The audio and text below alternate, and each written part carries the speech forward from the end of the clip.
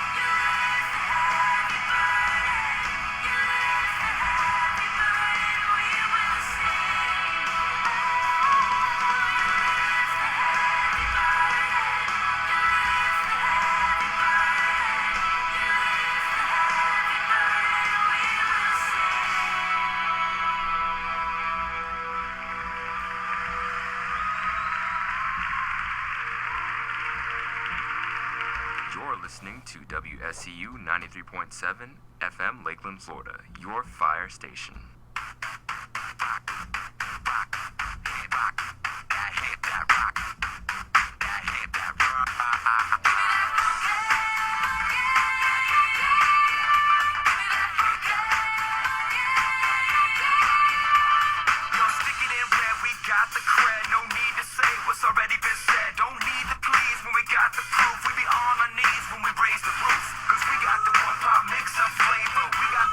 Jesus blazer, no evil, diverse people come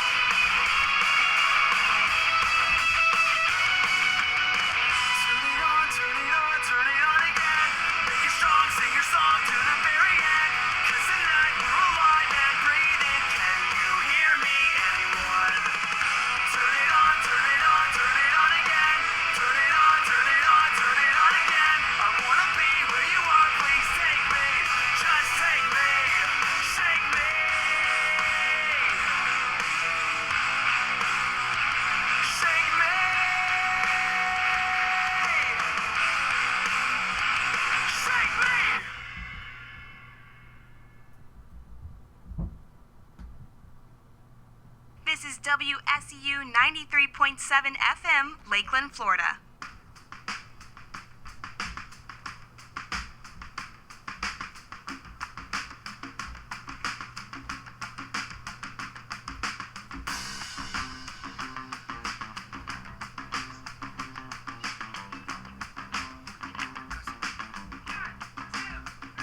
You can be a righteous rocker or a holy roller. You can be most anything.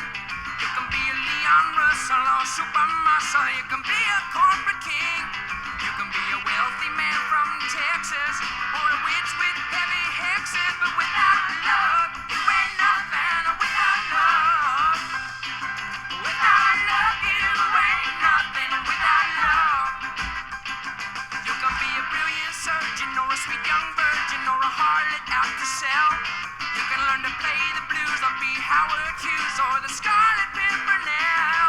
You can be a French provincial midwife or go from door to door with a death knife. But without love, you ain't nothing. Without love, without love, you ain't nothing. Without love, without love, you ain't nothing. Without love, oh no, without love, you ain't nothing. Without love, break.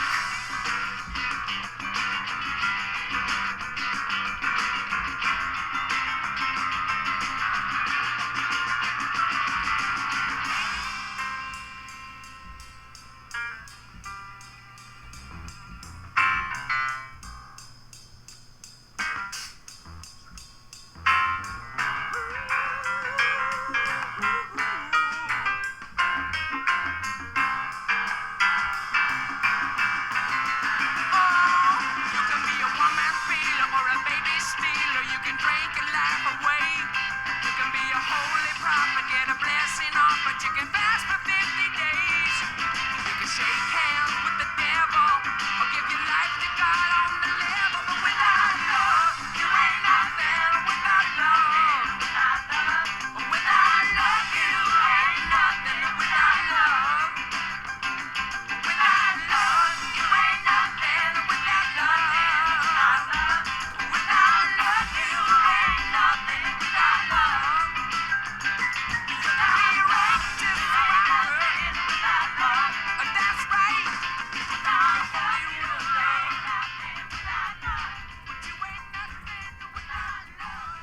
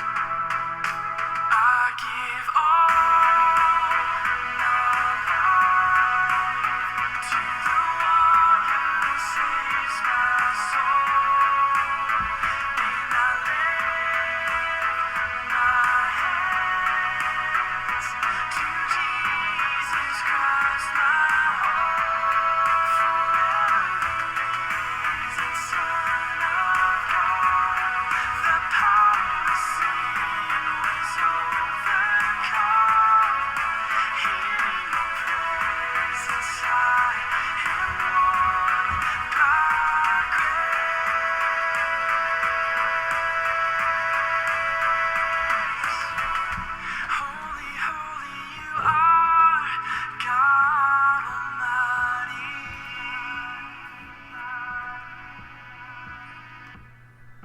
Holy, holy is your name alone.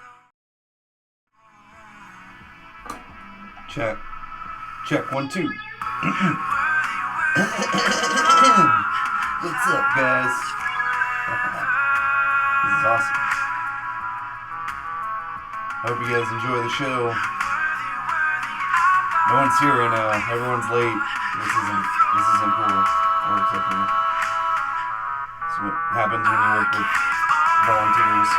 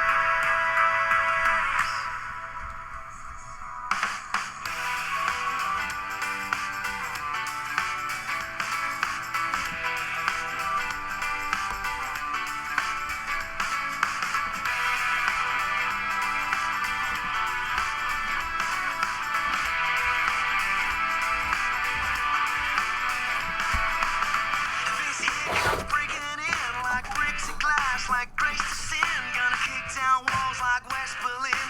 Shout it amen, hug it out man.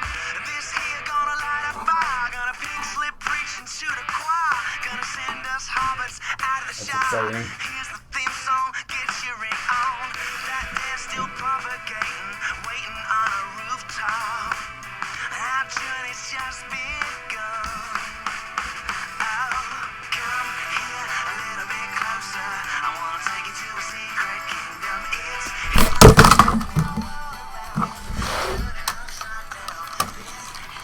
bigger than showbiz. It's gonna show us what the good news really is. This here is spinning our world around till we got no fear. This here won't be contained by culture wars and trendy names. Been there, done that, wore out the t-shirt. Don't need free perks, don't need knee jerks. This here still wakes the dead, still gets God's people spirit led. Gonna put in action all we've engaged cause that they're still fabricating kingdoms out of boxes. We're gonna leave that slum. Oh, come here a little bit closer. I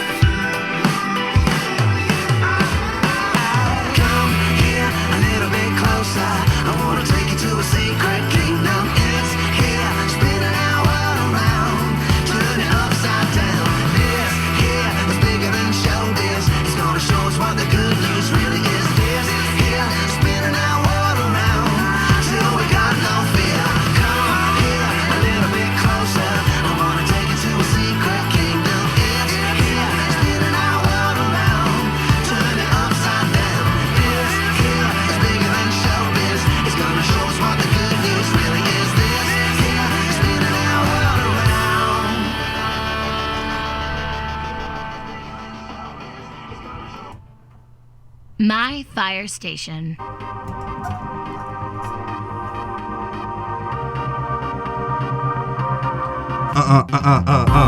What's up? What's up? This is exciting.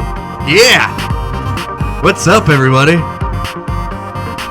Oh, man. I have so many good news to tell everyone right now.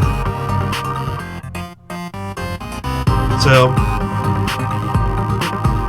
turns out, when you buy brand new equipment, aka a brand new laptop, you can do cool things such as live stream.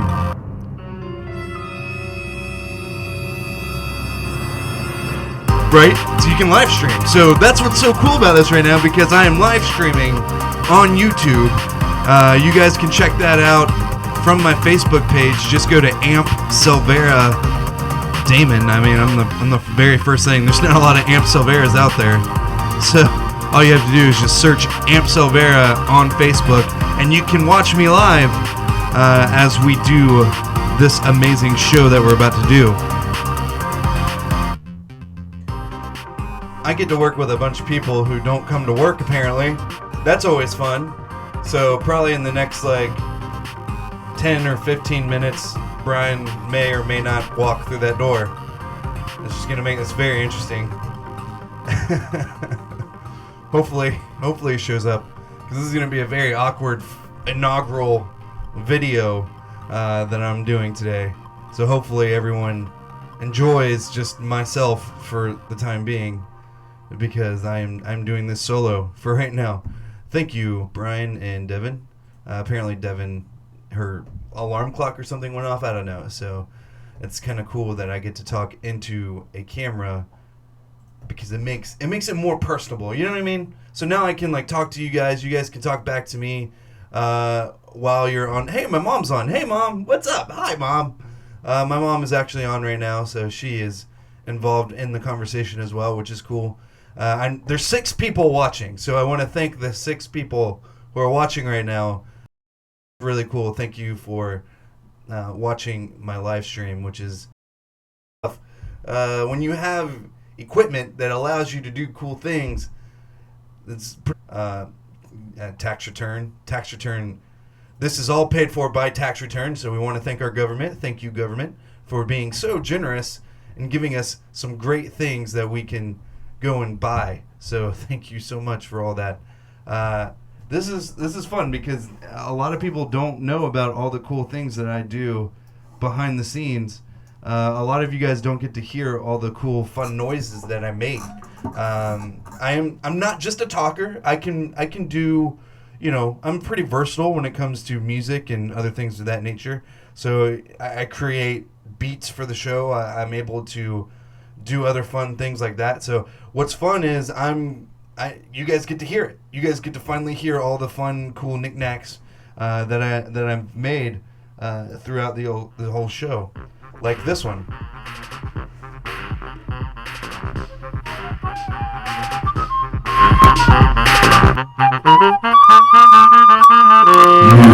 News. Yeah, news time. Cool, let's dive right into this. This is really cool. World War II veteran, all right? A World War II veteran, 88 years old, finally gets his high school diploma. Out in Hansdale, Pennsylvania, a World War II veteran has just gotten his Pennsylvania high school diploma and says he's grateful to have it, even if it's not going to help him get a job. Robert Dexter, who is 88 years old, he was awarded the degree by the Wayne Highlands School Board in a ceremony Tuesday. Dexter says he enlisted in the Navy in 1944 when he was 18 years old, junior at Damascus High School. He returned to his hometown of Damascus when he was discharged in 1948. Oh, Brian just texted me. I hope he's watching. Hey, Brian, you're late and you just woke up. But hurry up. Get down here, because you can watch what's happening. This is so cool. So, Brian, hurry up. Get your butt down here. All right, so back to the story. He returned to his hometown of Damascus when he was discharged in 1948 and started a family and a bottled gas business. He said his son, the instigator in getting him the diploma.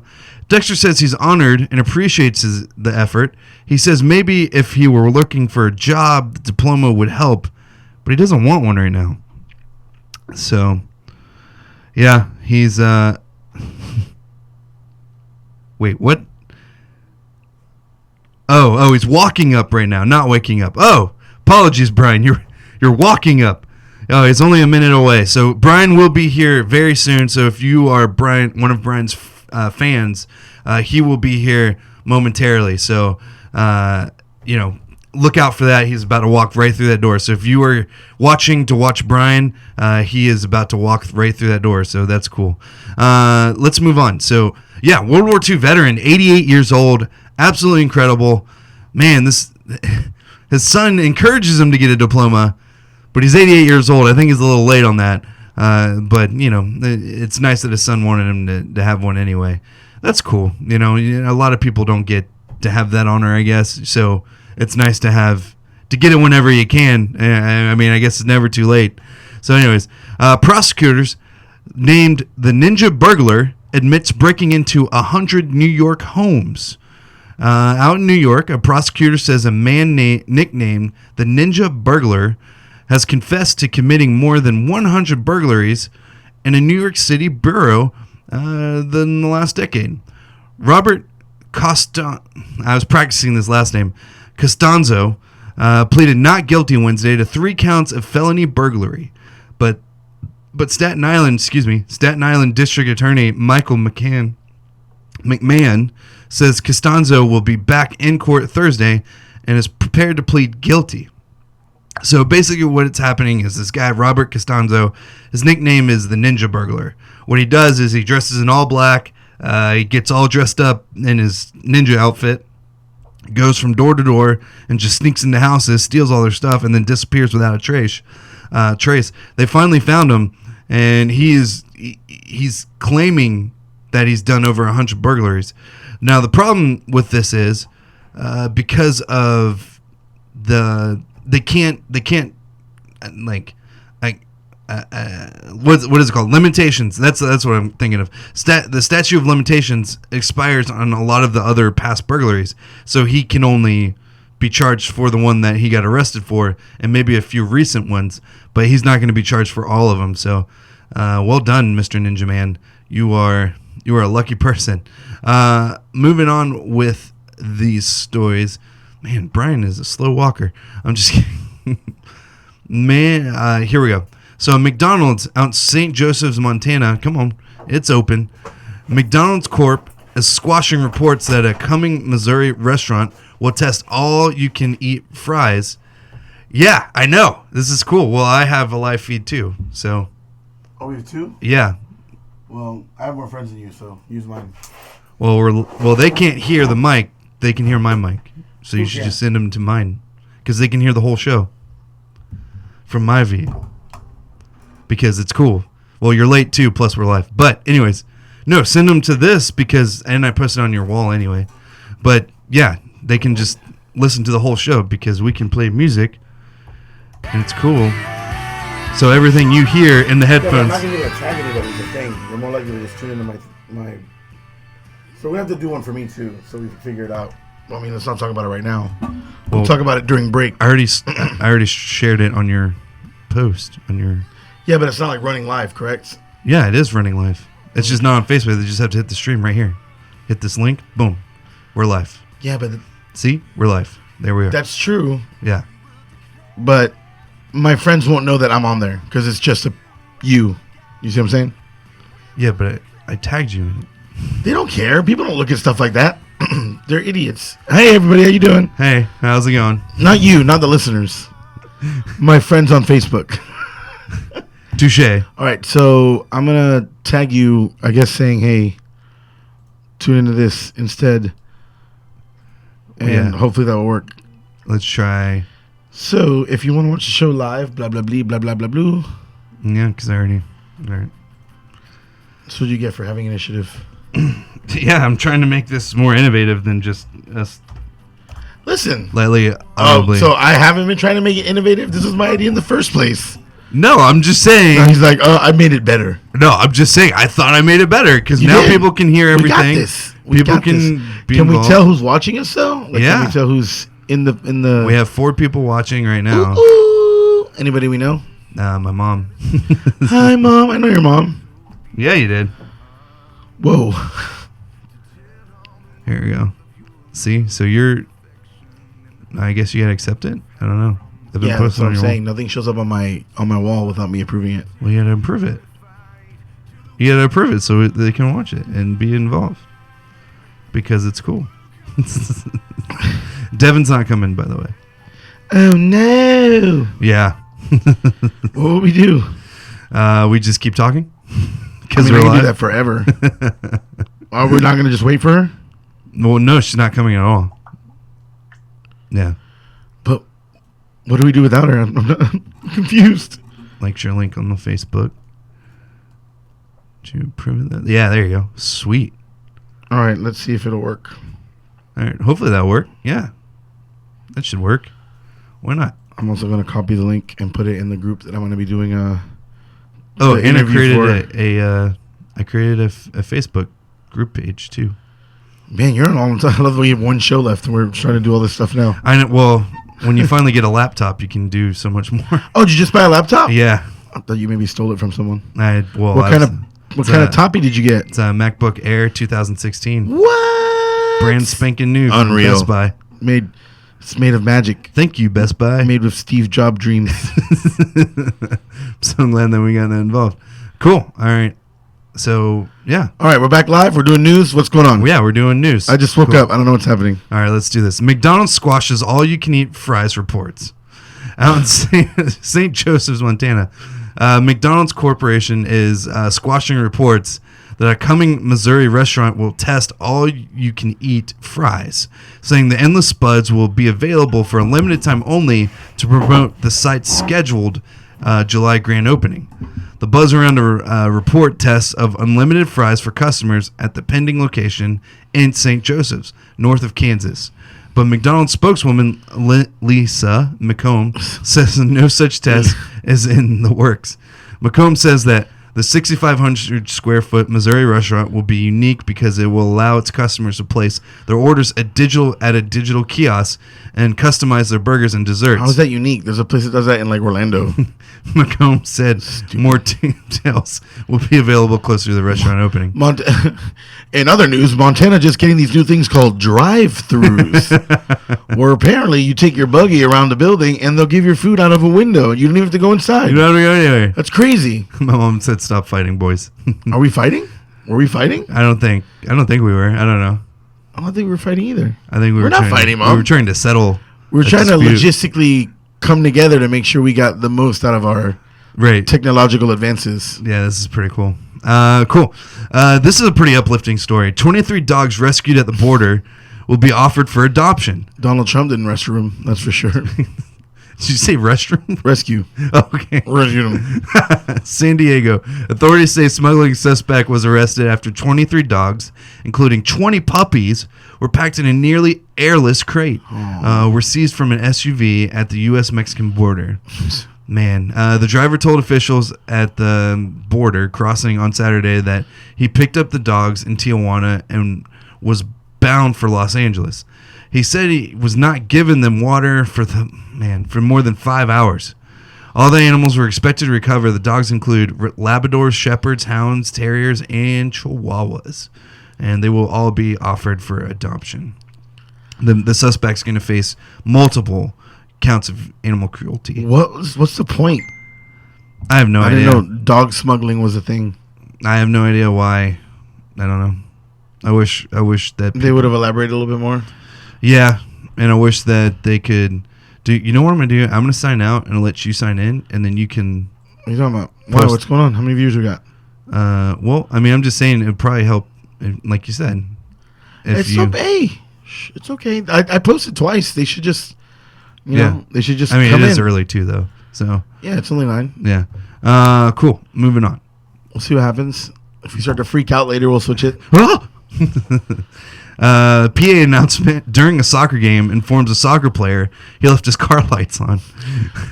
Cristiano Ronaldo, your Mercedes-Benz lights are on. Cristiano Ronaldo. In the middle of a. That'd be fantastic. Messi. Has anyone seen the driver of a Lionel Messi? Of a messy car in Rochdale, England. When the announcement came over the public address system that someone had left their car lights on, midfielder Camlin Camps immediately began looking for some help. The 21-year-old Camps happened to be on the field at the moment playing against Gillingham in a third division soccer match. Oh, Gillingham. They're good. He's quoted by saying, "I was listening because the ball was out of play. As soon as I heard the registration," that's what he calls it, "I was thinking that my number plate." Camps told BBC Radio, "I thought I'd block someone in, so I said to teammate Jamie Allen, 'That's my car.' That." I don't know why I said that at the end of that. It's English. You're not doing it right. How do you say? I mean, that's my call. That. Camps quickly found. Oh man, what am I supposed to do in the middle of a match? I looked over to the head of sports science, Kevin Gibson. Said, "Sports science? What is this?" "My car's just been read out. Can you sort it out?" He's wearing a laptop, mixing different Gatorades together. I must find the perfect blend. He's from UF, probably. Camps went on to score late in the first half to give his teammates the lead. Eventually 1-1. So I mean, he scored. The coach is like, "If you score, I'll let you go out and fix your car. Come on, Camps. You can do it. Camp be camp." That's awesome. Moving on. Religious groups sue San Francisco over the open air urinal. Didn't we talk about this a long time ago? Yeah. When I came across the story, I was like, yeah, we've done this. I love when it comes back. So, in San Francisco, a religious organization sued the city of San Francisco to remove an open air urinal from a popular park that is called unsanitary and indecent. That's what they call it. The Chinese Christian Union of San Francisco. Oh, the CCUSF? Yeah. Oh, yep, man, they're big, too. They're you don't want to time. get on the side of the CCUSF. They're close to Westboro. Phil filed a civil complaint last week demanding the city remove the concrete circular urinal from iconic Dolores Park. The group says the urinal, which is out in the open and screened only with plants for privacy.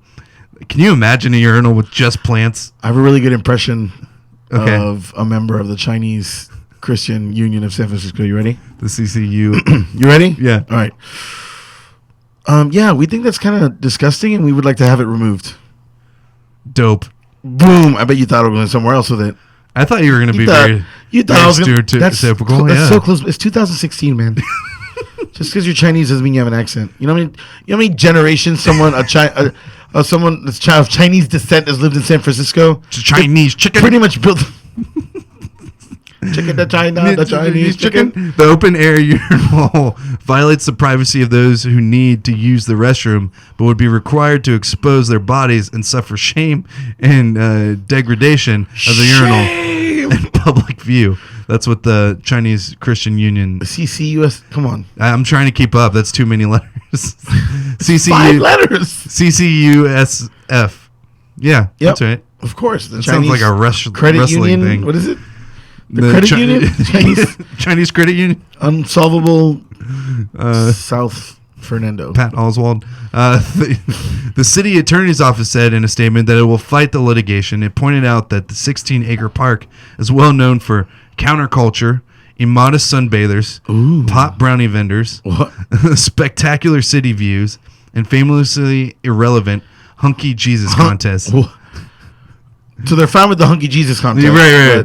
No. What the city attorney's saying, if this is the worst thing that they're upset about, there's I just want to go ahead and put it on air and make sure we have it documented that park sounds awesome. So there's a lot going on in that park, but watch out for the Chinese Union Corporation. CCUSF. Yeah, that coming at you live.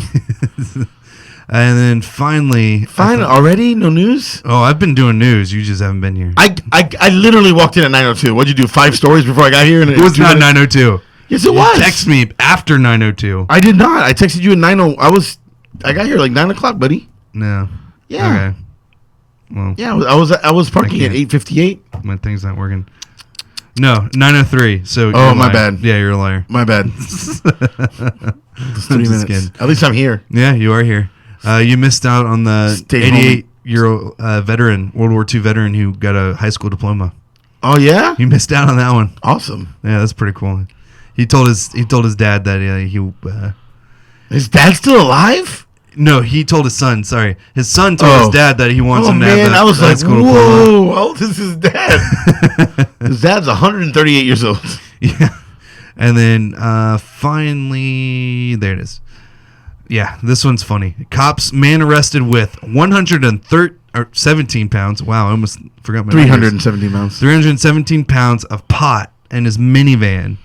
Out in Warwick, Rhode Island, police say a Philadelphia man has been found with 317 pounds of marijuana in his minivan during a traffic stop in Rhode Island. He was seen talking to a Great Dane and trying to solve mysteries. Where are we going, Scooby? Oh, hey, Scoob. Hey, Scoob. Sorry, officer. Zoinks! State police said Wednesday that 44-year-old Jean Z. Lee is charged with possession of marijuana with intent to deliver in related crimes. Police say an officer pulled over Lee's minivan just before midnight Monday in Warwick for a traffic stop. They say that the officer detected the odor of marijuana coming from inside the vehicle. A search turned up No, really? 327 vacuum-sealed plastic bundles of marijuana packaged in 12 cardboard boxes in the minivan rear. It's a lot of... Lee was ordered held without bail at his arraignment Tuesday. A bail hearing is scheduled for May 3rd. Man, whew. You think he was going to sell it? No. It's probably for a family cookout. Of course. Why would anyone, for the love of... 317 pounds of an illicit substance, of anything is a lot of anything. Golly. Think about it. 370 pounds of anything is a lot of anything. Man. Be it 370 pounds worth of bumblebees, marbles, chimichangas. Chimichangas. 370 pound. Jeez, can you imagine? No, I could not. I wouldn't want to. All right, cool. Well, if you're watching live, we're gonna take a quick break, but you guys can watch us while we're taking a break. And So I'm never gonna be free. we're never gonna be free. So what? No, but we can turn off the mics and they can't hear us, so it works out. Oh, okay. So we can. But they can hear the music. Did you test it? Yeah, I can take. Yeah, you see that green line right there? Well, I know that's the speaker though. Is it the music too? Yeah, that's the music too. I'm giving up slowly. I'm blending in so you won't even Pretty know dope. me. Pretty dope. All right, cool. I don't know why I'm saying dope today. Dope. All these pot stories, obviously. That's crazy. All right, cool. Well, we're going to take a quick break. Don't go anywhere. We will be right back. You're listening to The Brunch Show, 93.7 WSCU. And insecurity, I've been locked inside that house. All the while you hold the key, I've been dying to get out. And that might be the death of me. And even though there's no way of knowing where to go, I promise I'm going because I gotta get out of here.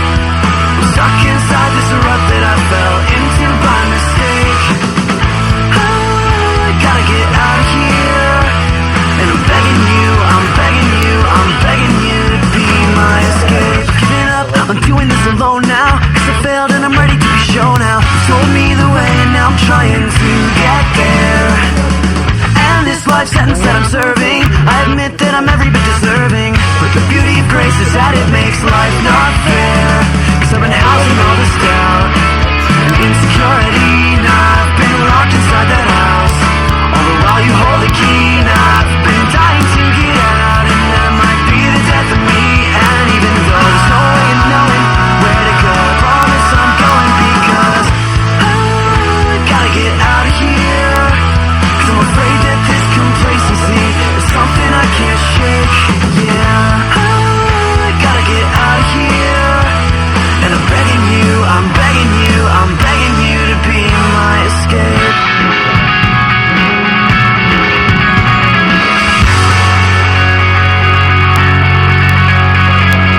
I am a hostage to my own humanity, self-detained and forced to live in this mess I've made. And all I'm asking is for you to do what you can with me, but I can't ask you to give what you already gave. Cause I've been housing all this doubt and insecurity, and I've been locked inside that house.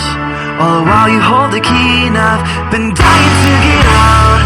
That might be the death of me, and even though there's no way of knowing where to go, I promise I'm going, because I gotta get out of here. I'm stuck inside this rut that I fell into by mistake.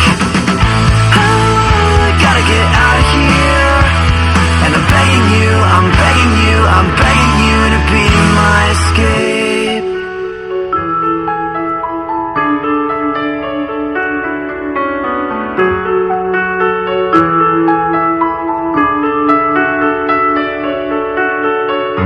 I fought you for so long, I should've let you in. Oh, how we regret those things we do.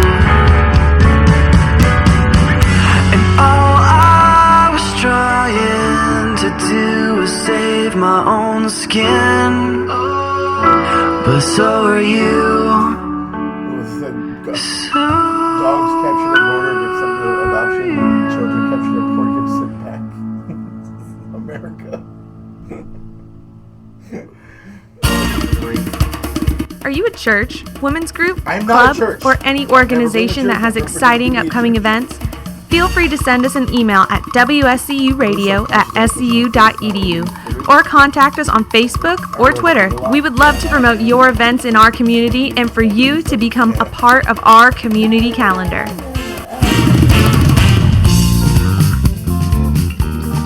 I wonder about video game addiction at some point. Hello, everyone. I'm Miriam Woodard here with Kendall Altmeyer, who is the producer. My Fire Station.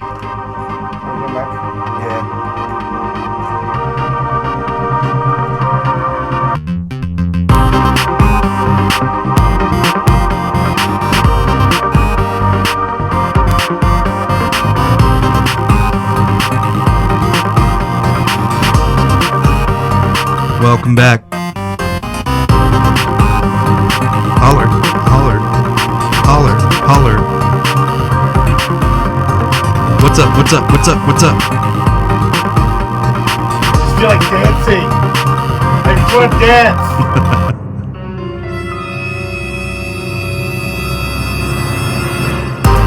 Hey, hey. I love this song. It makes me happy. Isn't this song awesome? Oh man, I gotta play you the. Oh man, I gotta play the sound clip I made for us. You mean a sound clip? Yeah, for us. For us? For the show? Well, Or for you and I? It's for my portfolio, but yeah. My folio of torts? Yeah, I can't find that story, but it's on my phone. I'm gonna use this one. Alright, cool. Welcome back. Deep. We're listening to The Brunch Show. I want to thank you guys so much for tuning in. As always, it is a massive pleasure. Right? Is it? It's always cool. It's all right. It's cool. I like it. It's fun. I spent a lot of money on all this technology. I'd hope. Oh yeah, because you bought this specifically just for the show.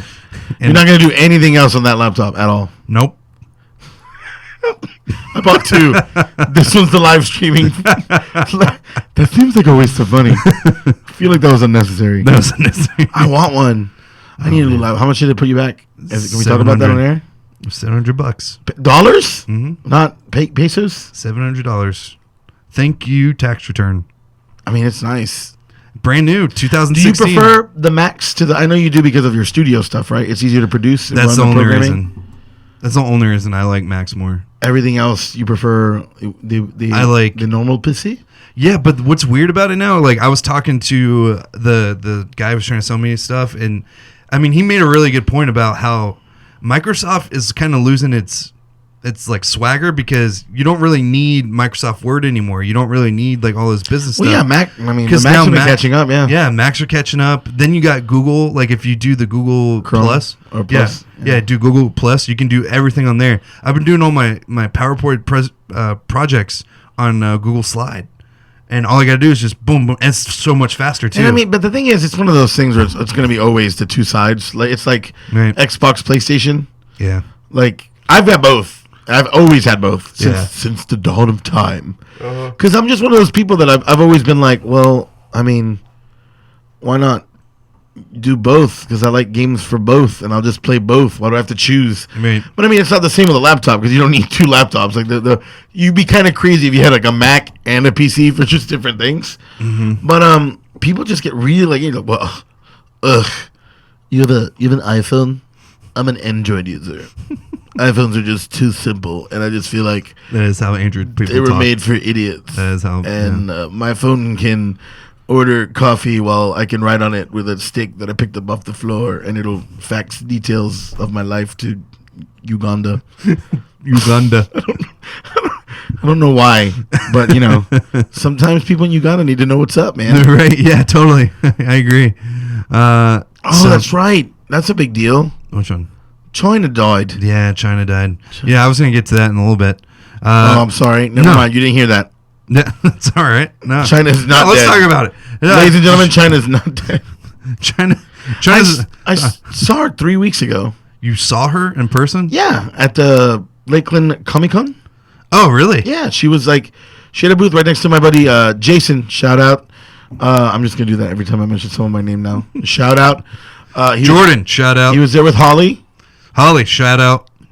And he makes like these crazy. He's like a balloon artist. Shout out. But like a professional level. Like he made a Falcor from the Neverending Story. Oh, that's cool. That was like life size, so people like ran around with it like a Chinese dragon almost.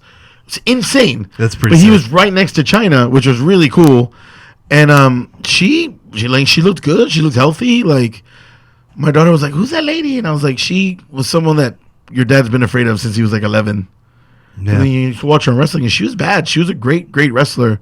She kind of changed the whole scheme of women wrestling. Yeah, I mean, yeah, she was the first. Yeah, absolutely. I mean, but look at her; she was built like a tank. I know, man. She was one of a kind. She was truly the ninth wonder of the world.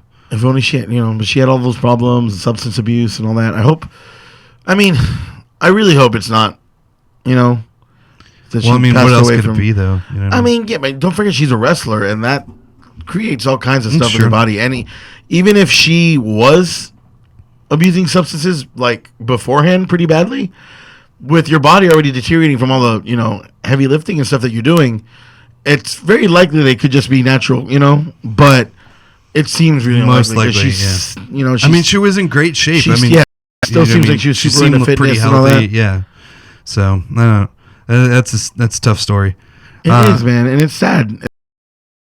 Yeah. So she was 46. 46, man. I'm pretty impressed. All right, cool. Let's do this. My grandpa just commented on my status. Cool. What's up, Grandpa? What's up? What's his name? Richard Shaw. Shout out, Richard Shaw. Shout out. Shout out to grandpas everywhere. Mine are dead. Not bad. Cash your check. I'm going to. I promise. What happened?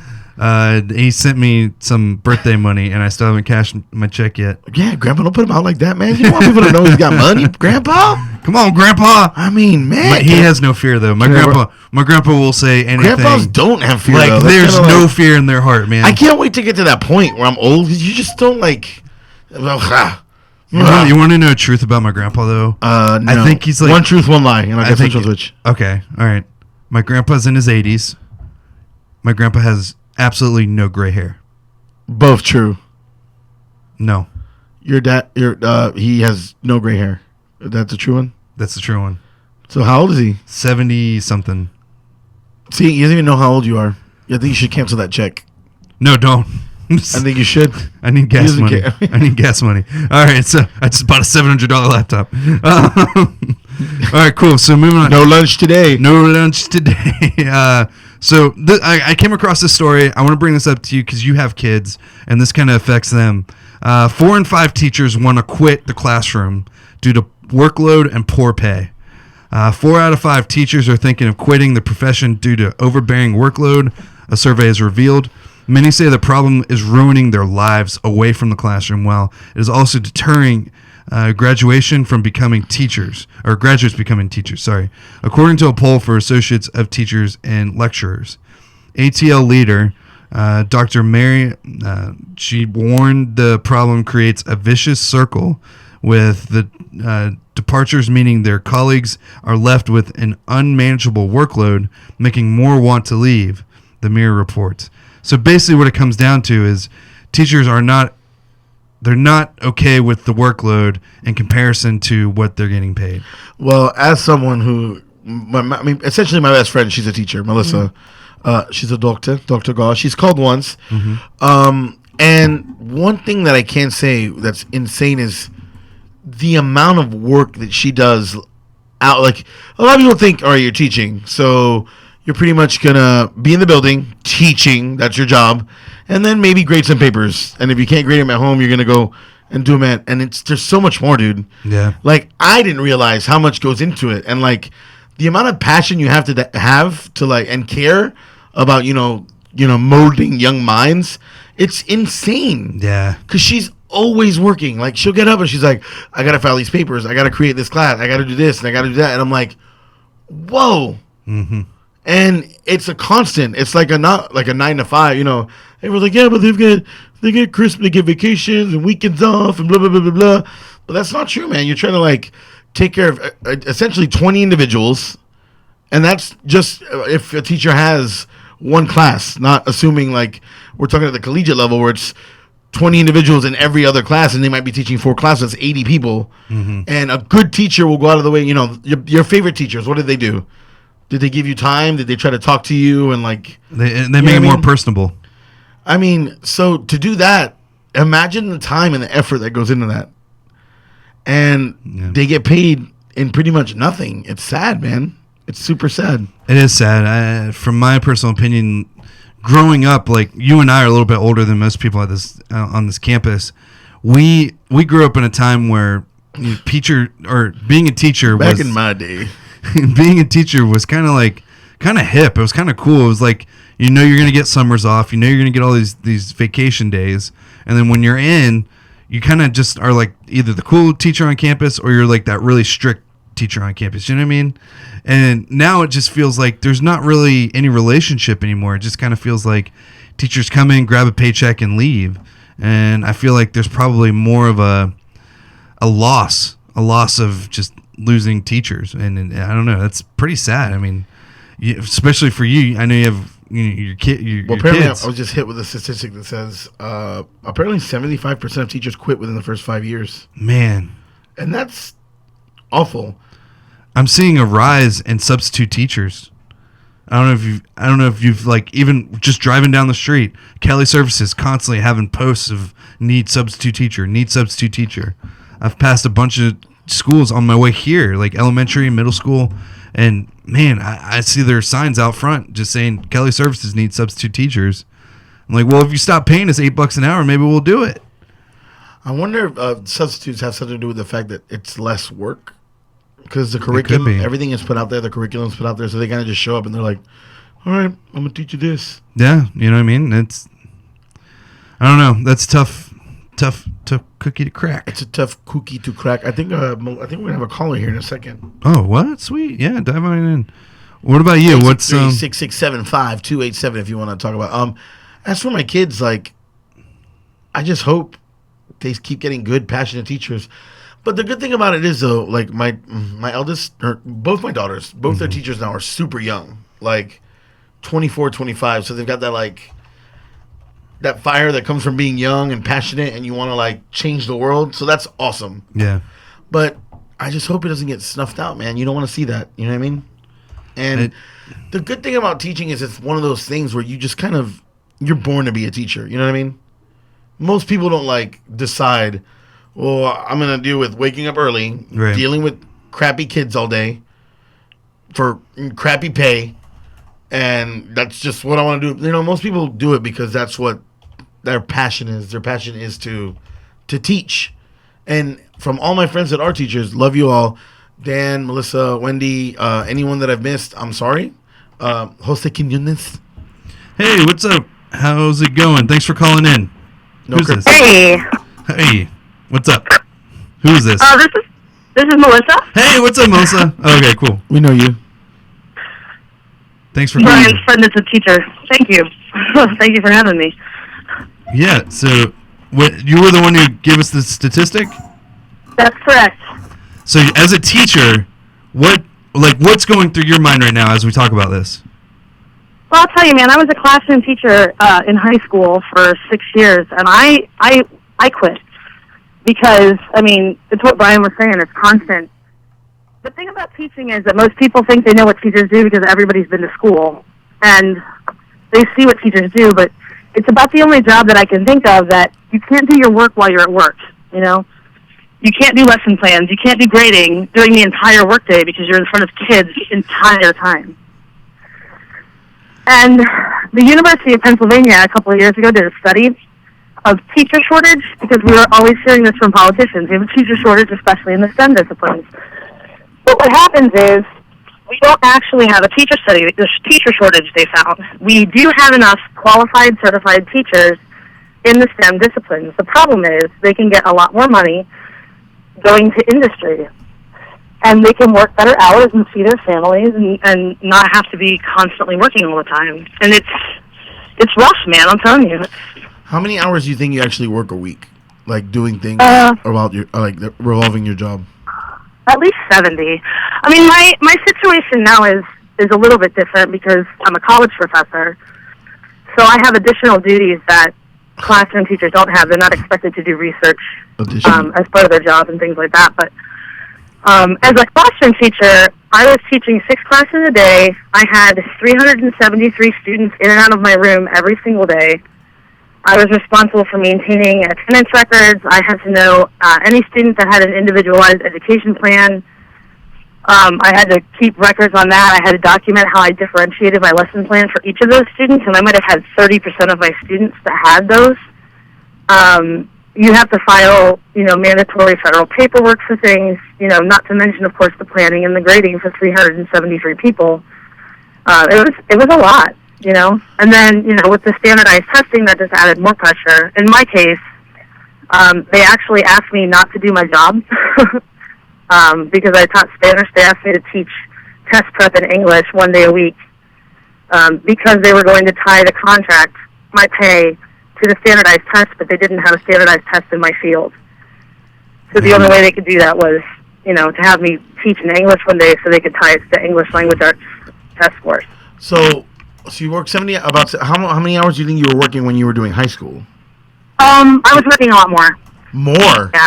Yeah. Man. So she was working even more for high school than she would. That seems kind of crazy to me. Well, let me put it this way. Mm-hmm. When I quit teaching high school to get a PhD, I took a 75% pay cut for the chance of getting a job in academia. Academia. And that was for a reason, So it was a rough job. Why do you do it? The hours. Because I love it. Why do you do it? I love it. What? There's nothing comparable to that moment when you're explaining something to a kid and their eyes just open and they get it. Or in my case, they're learning to see the world from completely different perspectives that are going to change their entire life. They'll never look at anything the same once they start understanding that other cultures exist and things like that. And there's no substitute for that. Okay. And mentoring kids, I tell people I fight ignorance one idiot at a time, Well, it's amazing, and I know, people like you are the reason I'm still hopeful for my kids going to school and meeting good teachers. Yeah. And I mean that. I know we're friends, but I truly mean that. Thank you so much for calling. Have a great day today. Kick some butt in the classroom. Thank you very much. Thanks for having me on the show today. Keep listening. Talk to you later. Bye, Melissa. I will. Bye. So, even from a teacher's perspective, you can kind of get a feel of how rough it is, honestly.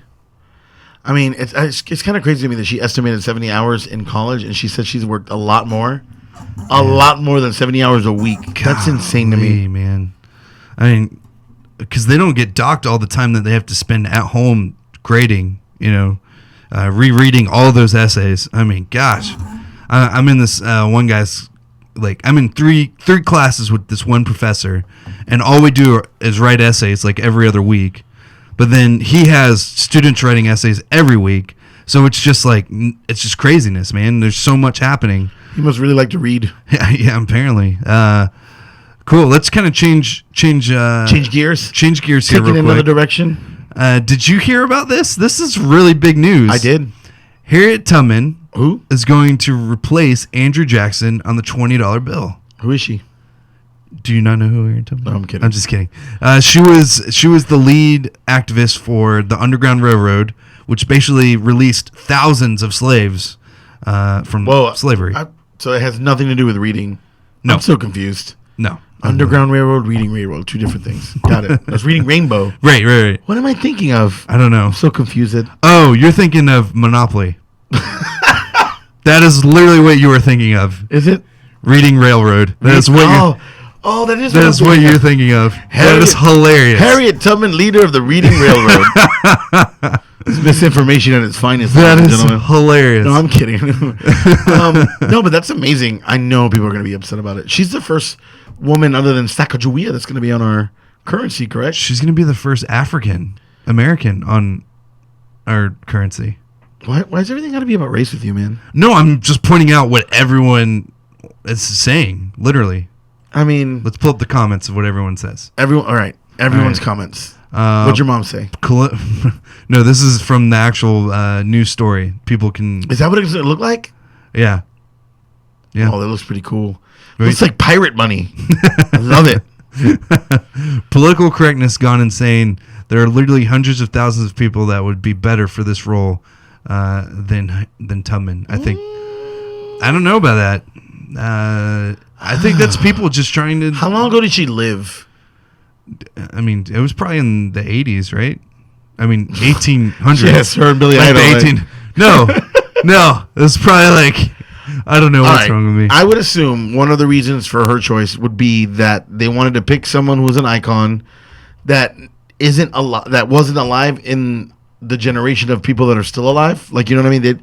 That's why they didn't choose a Martin Luther King or a Rosa Parks. You know what I mean? They wanted to try to choose someone that's, older to kind of just put that at ease. I think. I mean, it makes sense to me.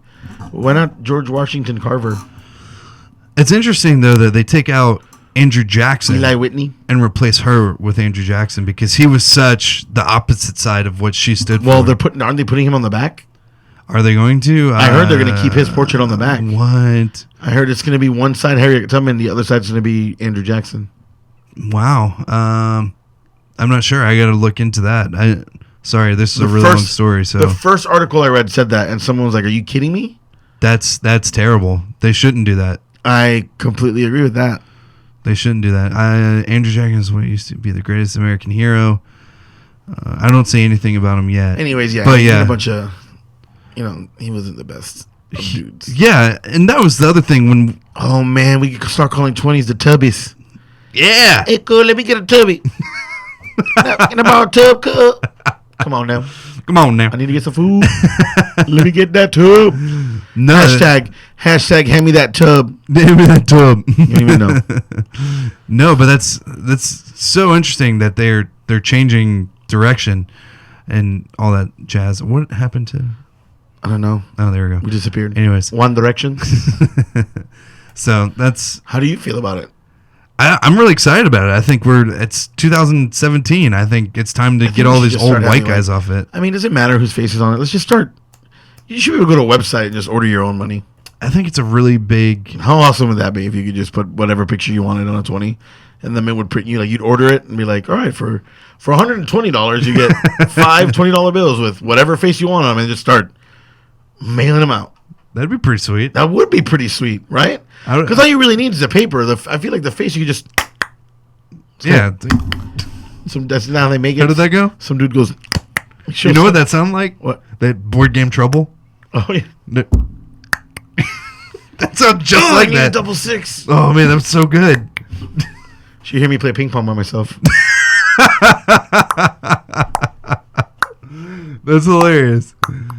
Yeah, you and Peyton Manning. Oh, I'm gonna come right back. Or how did he? I forgot how it went.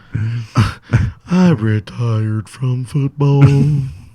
His forehead. He's got so many bumps on that forehead. And it stinks that he retired during like all this controversy too, man. Like with his.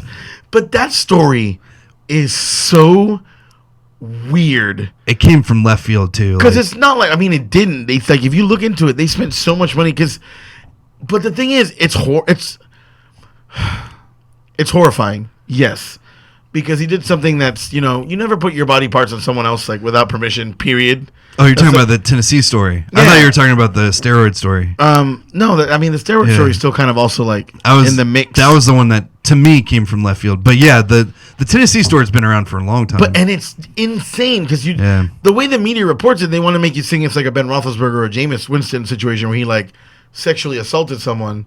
But when you hear the story, it's like, party kids partying, and he basically put his genitalia on someone's forehead while they were asleep or something, and took a picture, which is not cool, but it's not as bad as like saying like actually like, committing a sexual assault.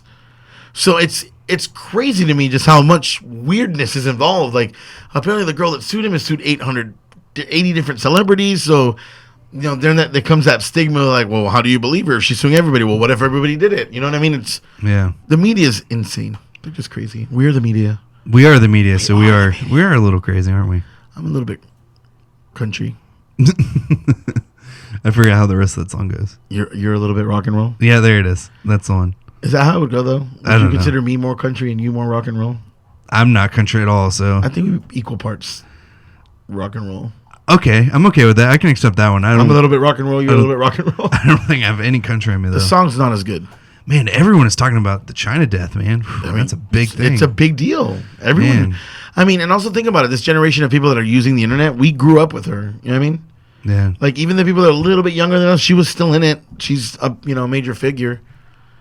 Yeah, like we were talking about, she was the first, like, real woman's wrestler. I mean, there was a bunch before her. Sunny, all these other, like, really pretty, like, model girls. But China was, like, the first, like, I'm going to work out and, be that presence in the ring. So it was pretty intense. Hey, Mother's Day is right around the corner. Do you know that? No. What are you going to get your mom? It's next Sunday. What are you going to get your mom? Same thing I get every year. A hug? Nothing. See? Nothing, Mom. I know my mom's watching, so I know you're watching, Mom. I'm just telling you that's what he said. So I kind of have to back him up. I always try to get my mom something. I'm just kidding. My mom's really hard to shop for, though. She's one of the... But the good thing about that is she is one of those people that really likes, like, thoughtful gifts. So I don't really need to go extravagant and get, like, bracelets and stuff like that. Yeah. I still do. But my mom's one of those people that she's kind of a lot like me in that sense, where if I want something, if I can afford it, I pretty much own it. You know what I mean? Right. So I'm very difficult to shop for. That's why I have like 3 different Amazon wish lists.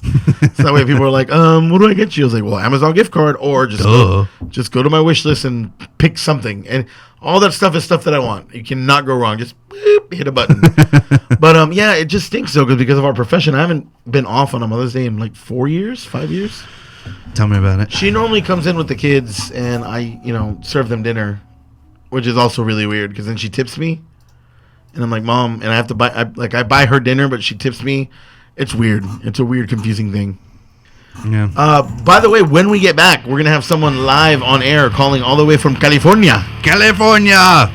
His name is Alex Blass. He started his own internet giant toy company, basically. He sells action figures, import action figures. That's pretty sick. And he basically went all in with it, quit his regular job, and that's how he's supporting his family, and he's one of the most beloved people in like the toy community. And I know that a lot of people are like, well, there's a toy community. There are a lot of adult action figure collectors. Y'all don't even know. And you're talking to one right now. Do you collect action figures? No, you. Oh, I'm talking about you. Well, I'm not talking to one, I'm just talking. Yeah, no, I'm saying that I'm talking to one right now. No, wait. I'm confused. Well, I'm confused What? too. All right, well, when we come back, we'll be unconfused. And adult toy collectors are people that collect action figures and stuff, not people that collect adult toys. I just wanted to put that very clear. Thank you. We are still... wanted to make it very clear. Thanks for that. What? No, I'm don't worry about it. differentiating. Yeah. No, you're good. No, thank you. That was clarification. Yes. We're going to take a quick break. As you listen to 93.7 WSU. El Fuego.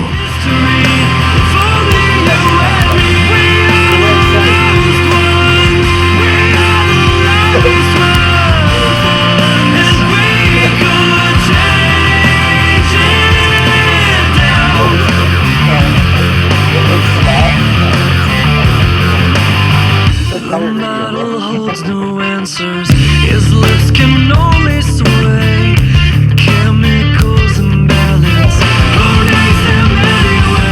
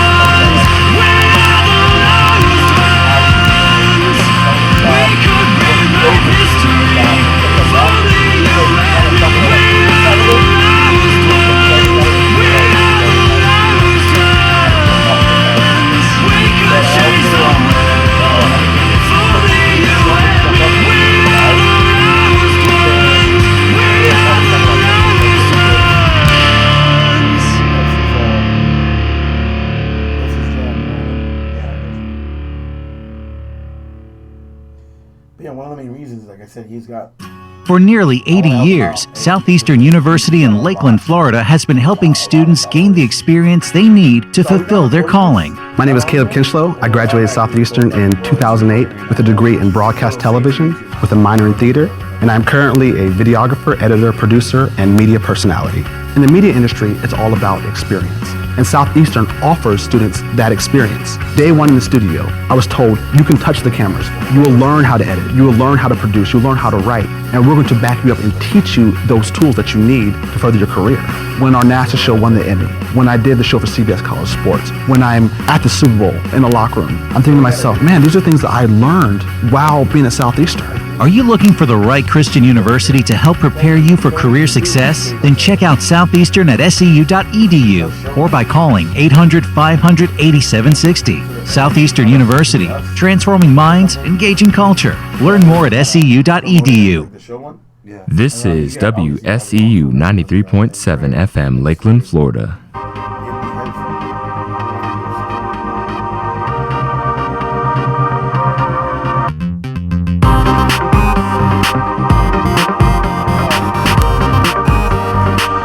Hey, what's up now?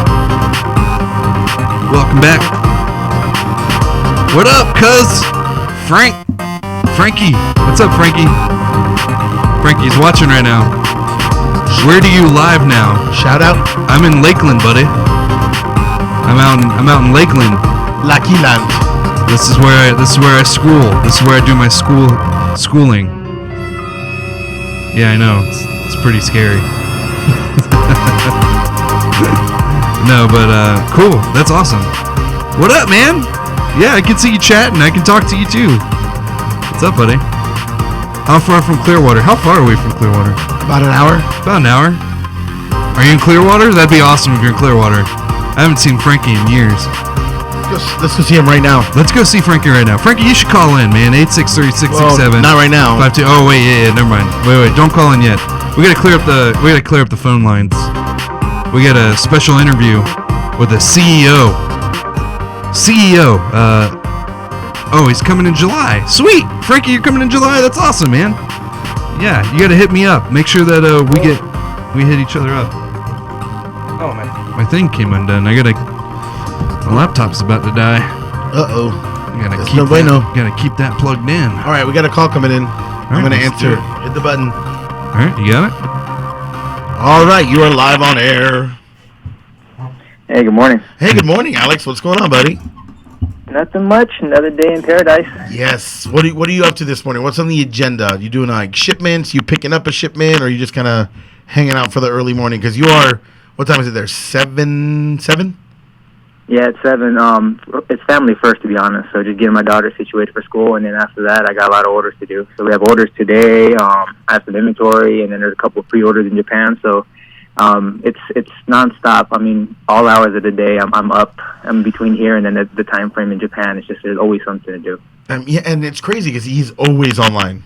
Like, and it's really cool though because I feel like one of the reasons I started shopping from him online was because of that presence. Like, you could message him and be like, "Hey, man, I was wondering about this," and he will try. And I do not understand how he does it with as many people as one of the Facebook groups alone has like 3,000 members. It's insane to me. Yeah. But he's a good dude. So we got Alex Blass here with Ageless Geeks. That's agelessgeeks.com.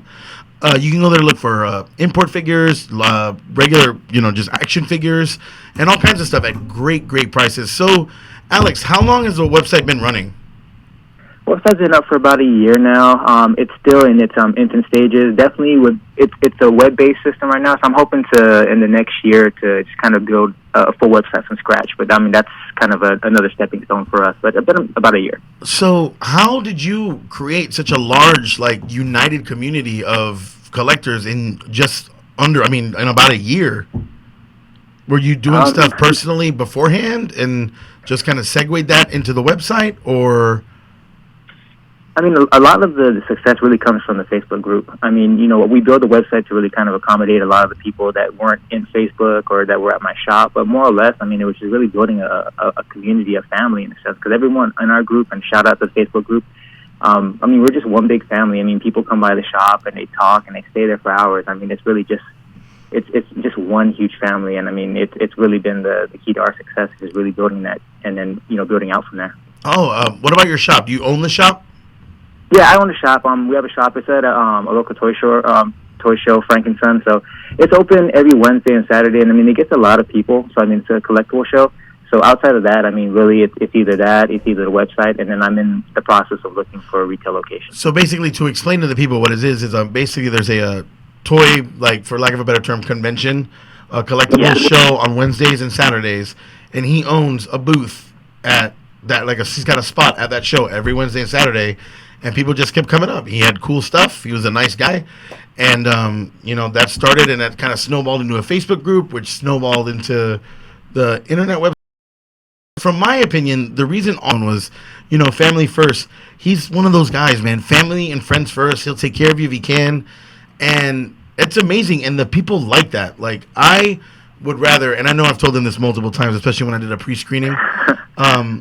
It's really nice to have a face on someone that you can actually talk to and not even bother, because it's not like I'm talking to the guy like, we may talk once every 2-3 weeks, and I'm like, hey, send you some money. And he's like, all right, I'll look at what you got.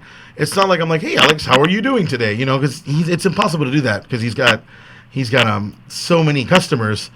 But it's nice because on websites like Big Bad Toy Store, which is a huge competitor, and some other ones, they're just faceless corporations. Like you can even call customer support. You've got to email bots. And with this, it's literally he's got his little team. You go on Facebook, send somebody a message if there's a problem, which there is rarely a problem. I think most of the problems come from people within the group selling within the group and not shipping something or talking smack. Would that be an accurate statement, Alex? Yeah, pretty much. I mean, you're always going to have your drama with certain things. I mean, that's really the biggest issue. But I mean, with the group itself, I mean, I have an amazing admin team, so we do a lot of policing. So I mean, the people that we bring on, and right now the group is technically closed, so really you have to be invited by association to someone that's already in the group. And I mean, it kind of keeps the integrity of the group to a whole. So where, right now we barely have any issues with anyone making a transaction and not sending out a shipment. So I think that's one thing that we really pride ourselves on is the integrity of the group, and just knowing that everyone in there is legit and definitely has the best interest of each other at hand. See, and I'm going to read a couple comments just so people kind of get the kind of guys. It's not just from me. David Crazy Horse Cross the Third, which is a great Facebook name. He's part of the group. He says, why buy from Alex? Let's see. He's a class act. He goes above and beyond to hunt down something you asked about, gives great deals when he can. May not always have a figure first, but always has one for anyone that wants it. He's willing to work with you on payments, which is a huge deal. Because a lot of these figures, especially import figures, people don't really understand how expensive that market is becoming, and it's becoming more and more popular. 10 to 15 to 20 bucks on a figure is still a bunch. But the Japanese market right now is you get figures minimum, they start 50, 60 bucks. Going up to 100, 150 bucks. Going up to hot toys, which is they're considered the creme de la creme. And they're $200-$300 plus. I'm a single dad with 2 kids. I can't do that. I'll never buy a toy that expensive. I try to cap out about 100. But with Alex, I can work on that. I'm like, oh, this toy's coming out in December. I'm going to want it, but I don't know if I'm going to have the $100 to dish out in December. So you chip away, man. 20 bucks here, 30 bucks there. And they keep track of everything, and it works really, really, really, really well.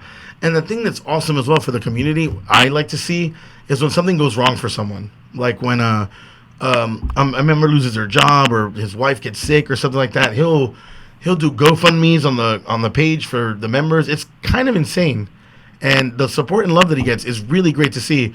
I know you know nothing really about the community. Do you have any questions? Is there anything about it that you find interesting, Anthony?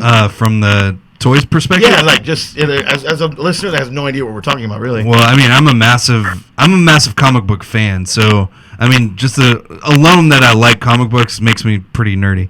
But then you add in toys and stuff. I mean, it would be really cool to get involved in. But for me personally, I'm just not in a financial place right now to afford a collection like that. And I don't have anywhere to put it either. I mean, I'm moving from place to place right now, yeah, so it is a lot of stuff. I mean, I can't. I have nowhere to put it. I have nowhere to get involved with. There's just no way I can get involved in the scene.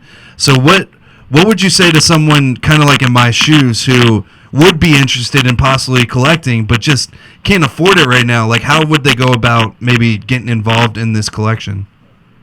Well, I mean, there's so many different variations of collections. There's what Brian said, we have your high-end imports, and then we also have the ones that just come in at your everyday Target or Walmart. I mean, really, it's really what you want. I mean, me personally, like I said, I love what I do, and I think I'm in a situation where I'm blessed enough to help people like that. So, like I said, the options I have are payment plans. I do trade-ins also, so people say, right now I'm expanding the business, so I'm starting to do retro games. So I have, quite a few members say, hey, you know what, I have these old games in my garage, what can you give me? So instead of having to come out of your pocket financially, people are sending me games and I'm giving them credit. I'm pretty flexible because I feel that being in the situation I am in, I want to help everyone that I can. I mean, it's just who I am. It's my nature. I love what I do. I love who I am. I love, the people that I'm surrounded with. So if there's anything I can do above and beyond outside of you just sending me regular cash, I'll make it worthwhile to get you the item that you need. And to me, it's really that satisfaction of, at the end of the day, you're getting a figure that you're going to love, you're going to embrace the way everyone has. I mean, that's what a collector is about. Someone that really is loving what they have, what they do, what they collect, and are proud to represent, whether it's just one piece that you can afford or it's 1,000 pieces.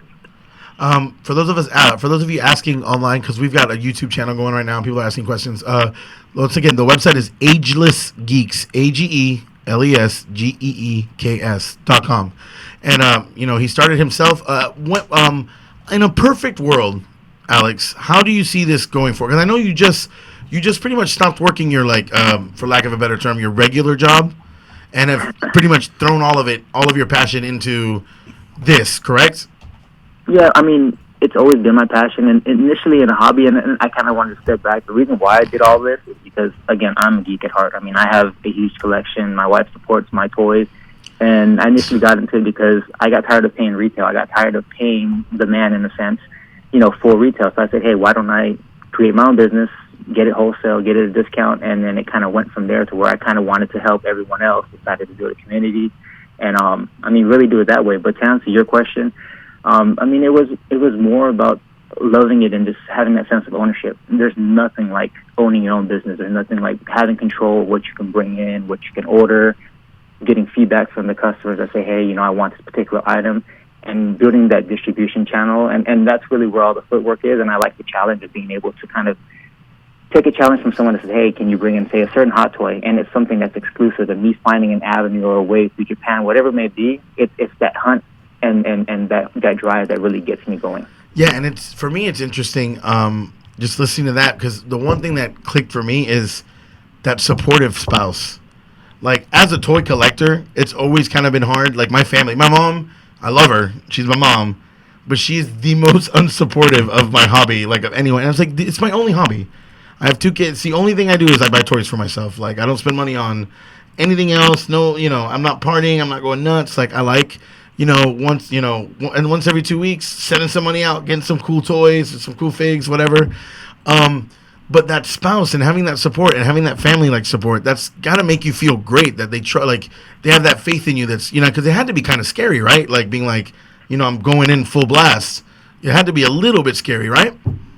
Oh, it is. And I mean, it's one of those things where I spoke with her beforehand. I mean, I wasn't ever going to make a decision without her support. And it's funny because her and my daughter, they're geeks at heart also. I mean, in my garage, I have a bunch of display cases of all my Iron Man, Hot Toys, my Transformers, Dragon Ball Z, and then there's 2 cases on the side that are just Hello Kitty and Monster High dolls. And it's just kind of nice for them to come in here whenever they see me in here working, and they come in and they play with their toys. And it's kind of nice to see that they can embrace what I'm into. So someone just sent, what's his name? Felix, your cousin, right? Yeah, Frank. Frankie just sent in one of the most important questions. It's a question that we've as a toy collector, you've been asked. Out of box or in box, Alex? If you're not to be honest, a true collector is gonna have it out of box. I out of box, or you get doubles, one or the other. If you're, that's really the only thing. I open all my toys. I also do, and what I did was, and what he means by a real collector can do both is because if you open a toy correctly and keep the box pristine and keep that safely put away, you can have your toys on the shelf, box for the boxes, and then, when you need to pack everything up, if for some reason you need to sell, you still lose. It's not mint in box, but it's still almost just as good when you resale. The problem with that is, for someone that's been collecting since he was 11 years old, you end up with a lot of boxes of action figures. A lot of empty boxes. Yeah, so what I kind of started doing, this is gonna sound ridiculous to anyone that's listening right now, but I had to, like, any of my like Marvel Legends and kind of stuff you can get in stores that wasn't super rare. I just kind of started purging the boxes, and it was one of the hardest things I had to do. Like, I remember just being like, I've had these since I was like 15. I don't want to start. And then just my wife at the time, she's like, no, come on.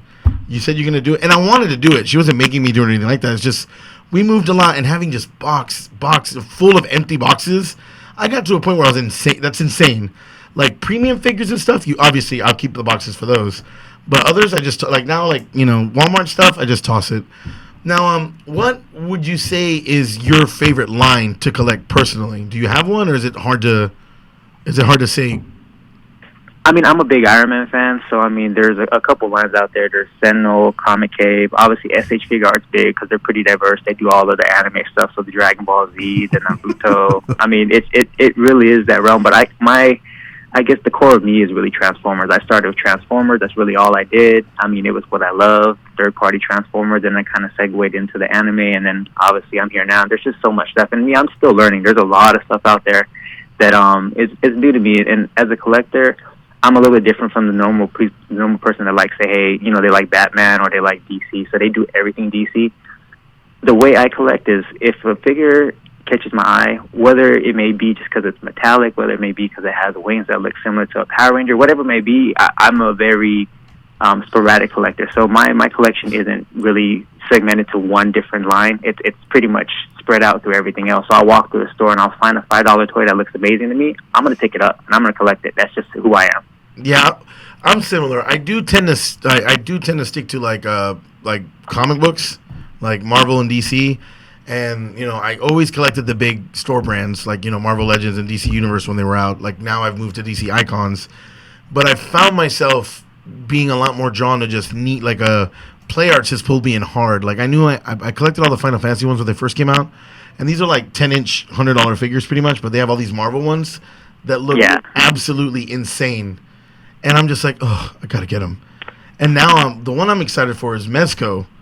All the DC stuff coming out of DC and Marvel stuff coming out of Mezco, because they're pretty much miniature. From the way I look at it, they're like miniature versions of Hot Toys. I have a question here. Oh, sorry. Yeah. Finish. No, good. No, I had a question here. Is there a difference between building a figure than having one that's already built?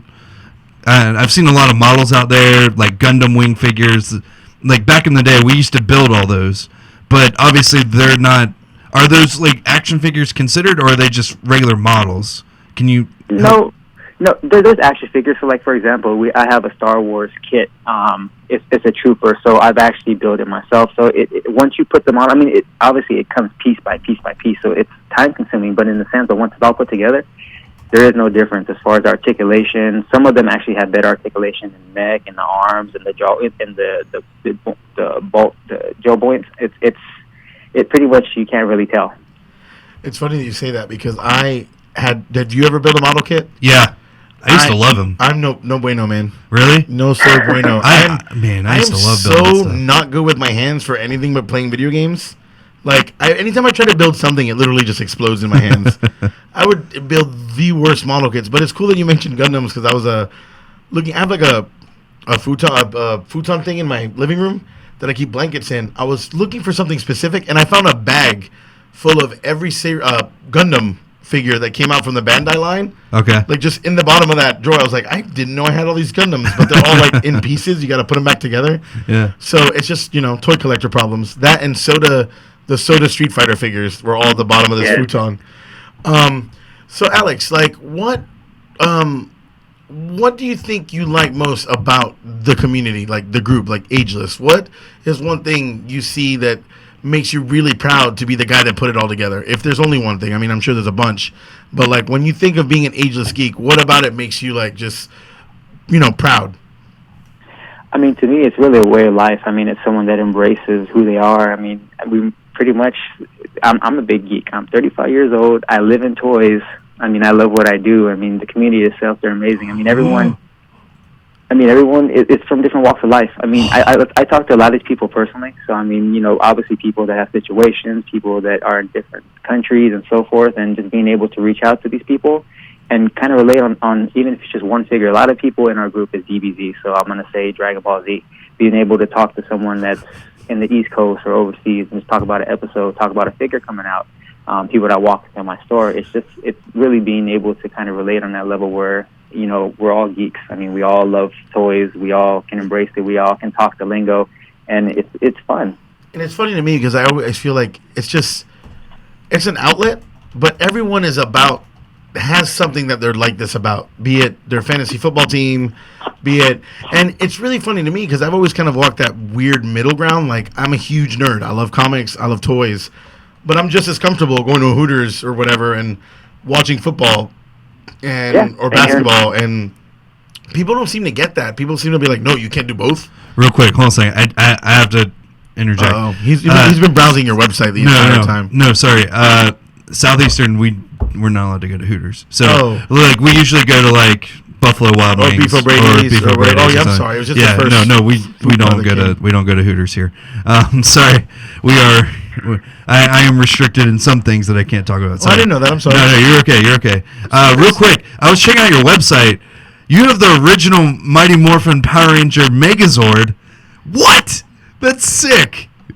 Yeah, it's a legacy. It's a reissue, so it has die-cast. So it's not really the original. The original was straight plastic, so this one has die-cast in it. It's a little more hefty for people that actually want to play this. I don't care. I mean, I'm just saying in general, it's the original Megazord. Like, that's sick, man.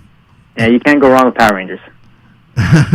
Yeah, absolutely. I'm just sitting here browsing through your collection. You have so many good ones. I know you were talking about you like Iron Man specifically. Me personally, I'm a huge Iron Man fan myself, but I'm looking through your Batman, and you're kind of low on Batman here. Come on, man, what's up with that? Well, that's not. Don't forget, it's not him. It's the import stuff. But go ahead.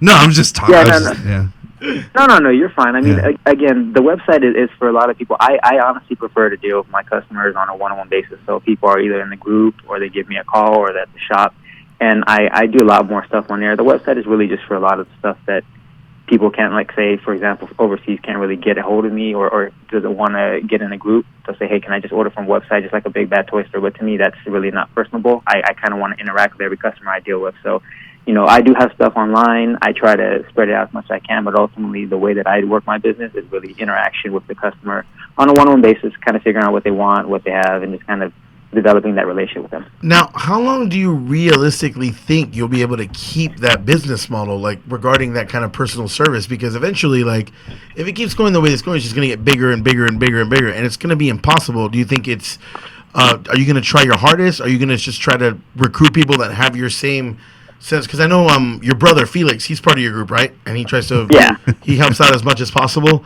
Is that kind of like what you're going to try to do, is just bring in people that will help you in that same way so you have more people doing it, or are you just going to try and do it and do it and do it until you can't do it anymore? Well, I don't think it's going to get to a point where I can't do it anymore. I think it's going to get to a point where obviously I have someone that's an extension of me. I don't see myself having to grow to a big bad toy store. I'm content where I'm at. I don't have to make a ton of money in order to be happy. I'm a pretty subsistent guy. My wife has a job. So, I mean, we've kind of talked about it. So really it's just to a point where I can still interact with everyone else.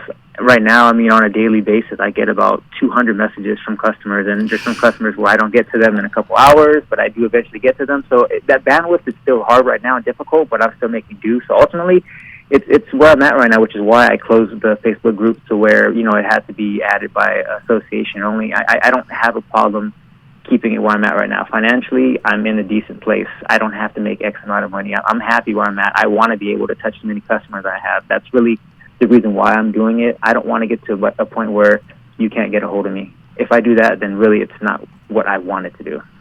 And that's awesome, man. Like I said, I mean, I could read, man, because I posted about it last night, because like I said, he's got a big group, and I wanted to make sure we got some people tuning in, especially since we're doing the live cast, so they'd actually be able to listen to the man. And we've got some there are definitely some ageless geeks on there commenting. I wanted to point out a couple other people, like Johan Delgado. I love Alex. Heck of a guy, real down to earth and super humble. He's an amazing businessman, but an even better friend. I've hung out with Alex a lot over the last couple months with him, and his brother are just real good dudes. Can't quote exactly what he's saying, and it just goes on and on and on. And even when something goes bad, and it's been rare, and I've seen it, no one really badmouths the man himself. It's always like something else that's going on. And I've never seen an individual who like, because I can't do it. If someone came at me and was like talking smack about my website or whatever, I would be like, you know what, I will. He is the most humble and just sweet dude. He's like, you know, man, if you don't like it, just get out, bro. I'm sorry. Like, I'm just doing the best that I can. And then, like, you could tell the person kind of feels mad that they said something to him. They're like, man, this guy's too nice. Like, I'm sorry. I didn't mean to be a jerk.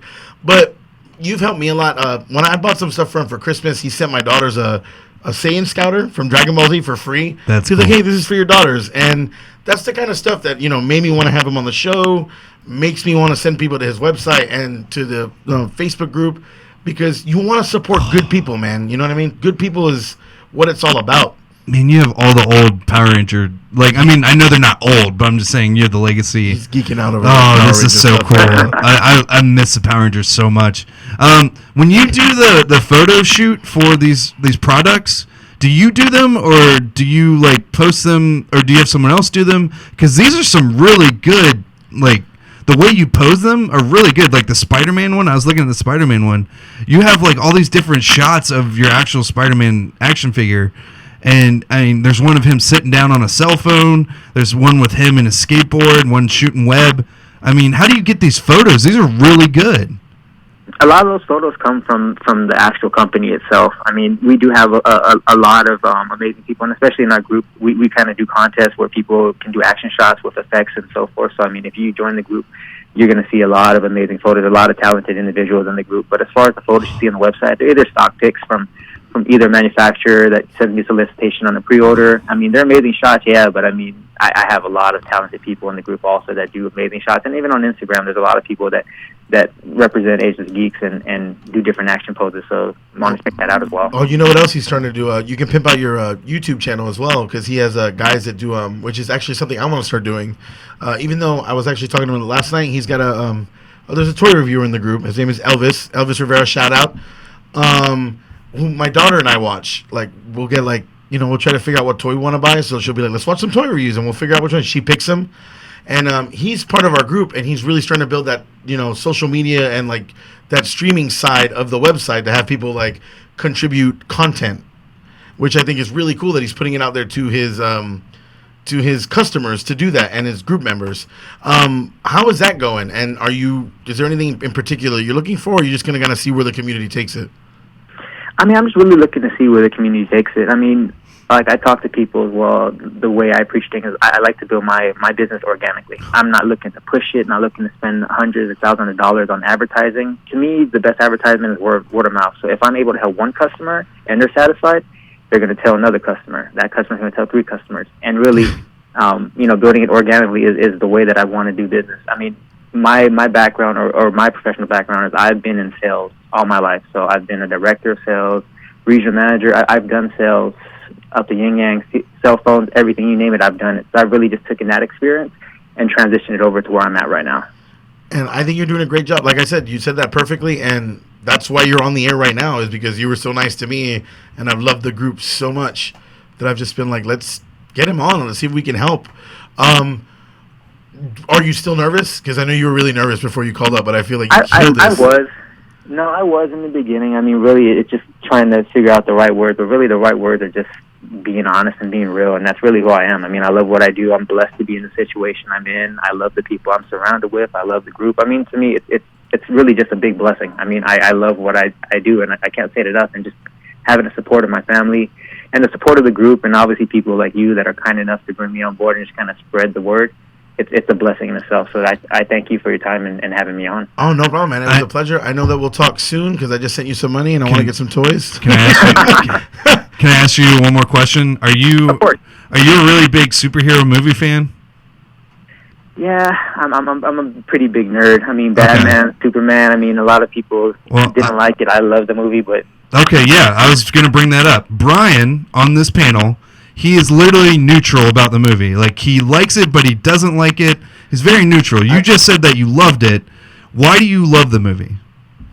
I love the movie because, to me, it's setting up everything for the future. If you look at say, for example, on the Marvel side, like the Captain America, the Thors, their first movies really kind of get a pass because they all are setting it up for the big picture. So like the second movie for Captain America was amazing. The second movie for Thor was amazing. So to me, I love the movie just because I love Batman, Superman, and I'm going to give it a pass because I understand the world that they're trying to build.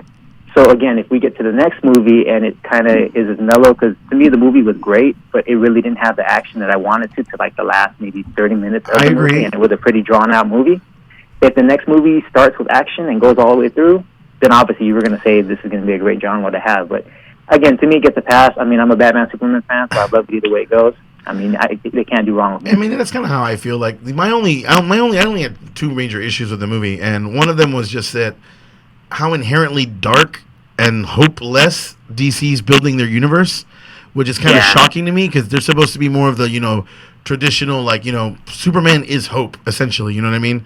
So that's kind of a shock, and the fact that Batman is pretty much like an assassin. I was kind of like, come on, Batman doesn't kill people. Like, can we try not to make Batman like he literally shoots a dude with a shotgun and blows him up? I was like, come on. Yeah.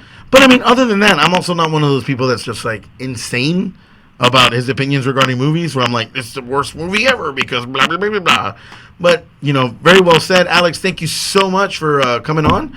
And I'm sure we'll post this on online and post it in the group so that way everybody can see. And I will talk to you later. Thank you so much. Thank you very much. You guys have a wonderful day. Thank you very much. We shall.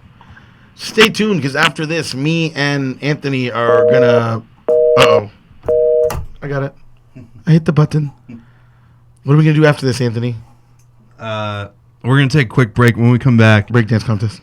I was thinking we do a little karaoke. I know you do karaoke for a living. You're killing me, Smalls. But we haven't done karaoke in a long time on the show. We can. Listen, you have a career path of karaoke. I don't.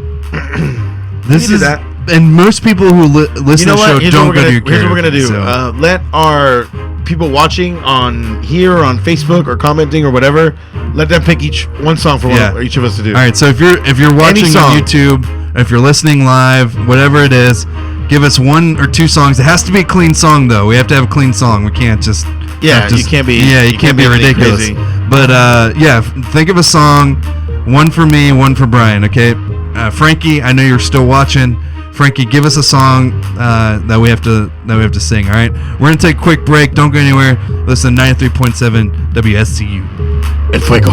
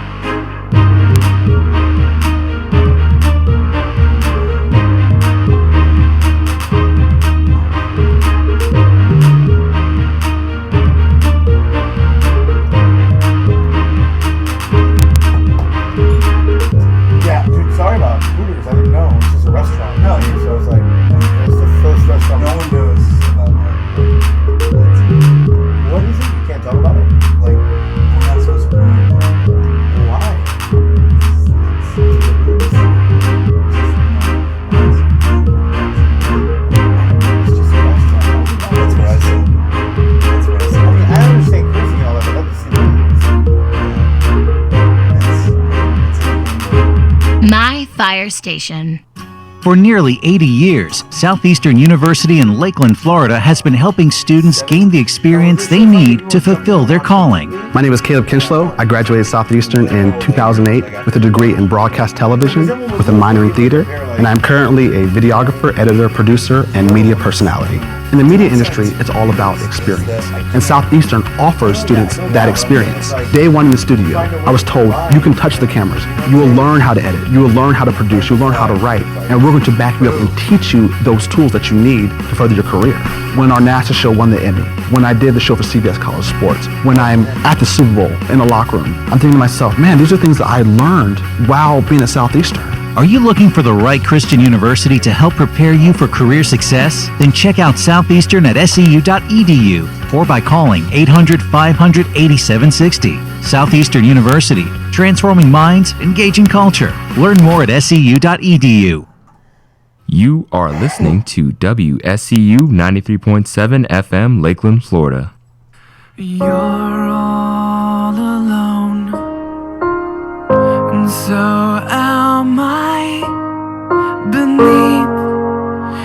this blanket of sky. So I'll say my prayers. You turn out the light, and we'll wait with our fingers crossed tight and sing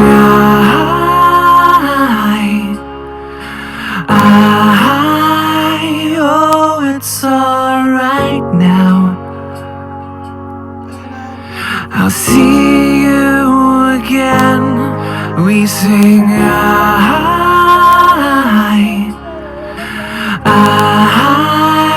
oh, it's alright now.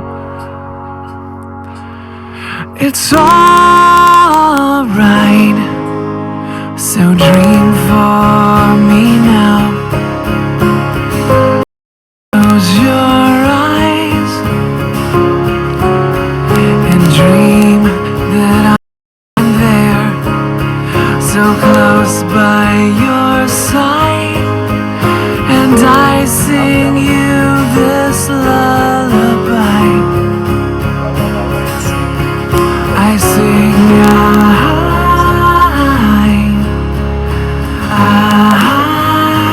oh, it's alright now. I won't leave again. I'll sing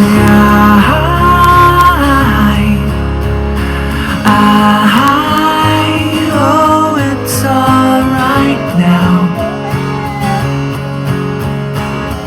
But until then,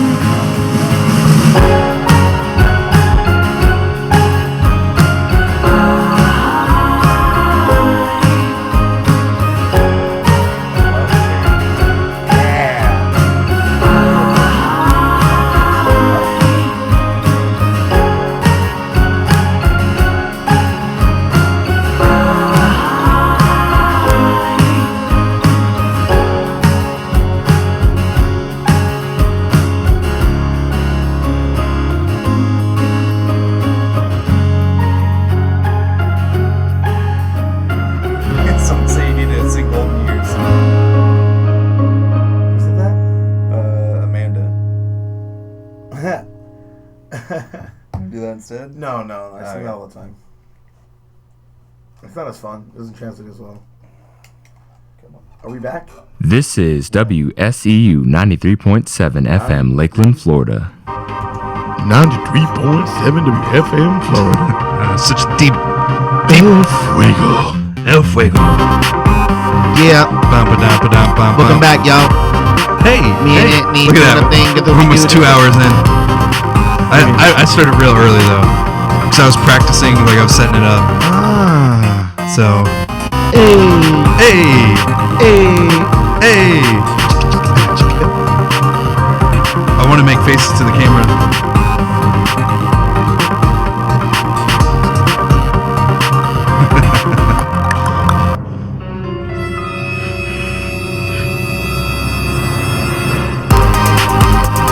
I'm losing my sunglasses. It's important. Amanda, you're the best. That's a hint to what song we're not going to sing. It's so weird. Cool. We Don't look talk to me. ridiculous. Who makes? What kind of name is that? Don't talk to me. What kind of? And your brother's friend? Who is it? Do you know who it is? I don't know who that is. Is that Austin? Might be part of my group. I don't know. All right, cool. Don't talk to him. We want to thank everyone for sending in some ideas for songs. We picked 2. We're pretty excited about them. I know Brian's really excited because he does it for a living. Yeah. I was doing it till like 2 a.m. last night. Woo! Oh yeah, so you're all set up. Austin friend. Ready to go. Oh, that's Brandon. Oh, I know who Brandon is. What's up, Brandon? I've never actually met that guy. No, Austin has. Be random? Because you know Austin's homeschooled. Yeah. He actually has an online friend that he met, and like they're gonna go visit him like real soon. Awesome. I don't know if I was supposed to say that. I don't know. Oops. I don't know. Oh man. I hope that's okay. You meant the other friend. Maybe I meant the other guy. No, Stop there's talking about another. There's a third. Oh man, Brandon. that was really dumb. Oh man, I don't know if he was. Anyways, cool. So moving on. Live action stuff. I love it so much. Cool. So I'm excited. I don't remember this song, so this is gonna be really interesting. And I'm looking for the sky to save me. I'm gonna try. Make my way back home. And I learn to fly. Do you want me to back you up? Yeah, well, I'm gonna back you up too. So I love backing up. I think it's fun. All right, I got you. It sounds really good, and it sounds better than just me just going at it. So yeah, Learn to Fly from Foo Fighters. Here we go. There's a lot of cursing in it. I'm surprised you were doing it.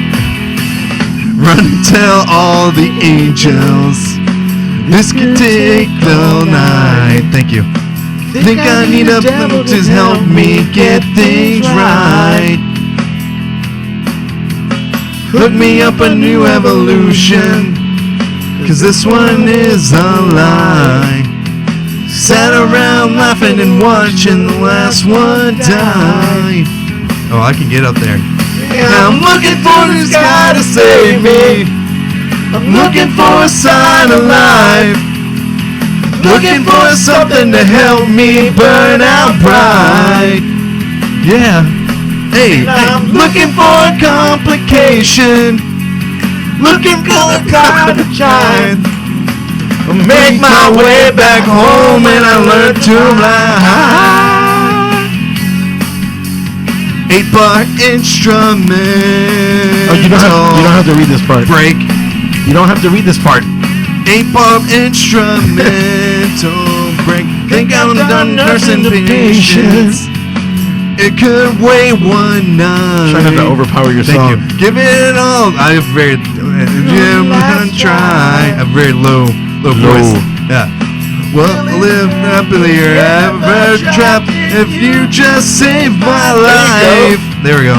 Run and tell the angels that everything's alright. Looking for a sky to save me. Looking for a sign of life. Hey, hey, hey. Looking for something to help me burn out bright. Now I'm looking for a complication. Looking 'cause trying to make my way back home when I learn to fly. Make my way back home when I learn to fly. I can't quite make it alone. Trying to make this life my own. Fly with me, I can't quit. He's losing it. He's losing it. Trying to make this life my own. Looking to the sky to save me. He's back. Looking for a sign of life. Looking for something to help me burn out bright. Looking for complication. Looking, I'm tired of trying. Make my way back home when I learn to look into the sky to save me. Looking for a sign of life. You're a beautiful man. Looking for something to help me burn out bright. I'm gonna see if I can sing an old man voice. I'm looking for a complication. I'm trying. Man, way back home.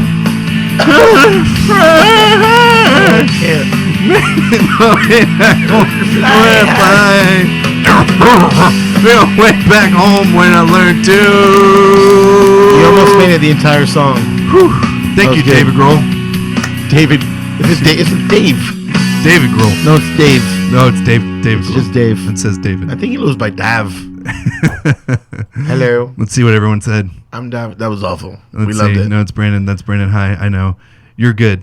Wow. No one said anything. Well, they were listening. Well, we lost. We're down to 4 people. Surprise, surprise. That's what happens when you do karaoke. All right. There you go. We're doing this for That's us. all right. You're going to bring this up. Who put the song in, though? Amanda? No. Well, whoever. We're doing it. Let's just do it. Oh, Frankie. Frankie did it. Frankie chose He this left one. too. Yeah, right. Here we go. Turn it up. Do it now. Why is it so low? Why is it? Oh, because Is it loud out there? yeah. Was I was a funky singer, playing in a rock and roll band. I never had no problems. Why can't I hear him? Burning down a one night stand. No, I can hear him. You know, let's do Golden Years instead. That's what? Changing the song. You do Golden Years? Yeah, because you can hear him. Okay. This is for Amanda. Just do karaoke Golden Years. And I'll tell you which one to pick. Okay. Because I do this all the time. I do this for a living. You can't tell because I was up all night doing it. Now my voice is shut. That one should be fine. That should be fine. That should be fine. Oh, no. I'm dying. No. Can you hear it? Yeah. All right, cool. It's just the other one was Yeah. really low. Golden years. Go. Wop, wop, wop. Golden years. Go. Golden years. You know this song, right? Don't let me hear you say life's taking you nowhere. Angel. Look at the sky, life's begun. Not so warm and the days are young. There's my baby that loves her soul. Once I'm begging you, stay for a little slow. Gotta get back off these mics.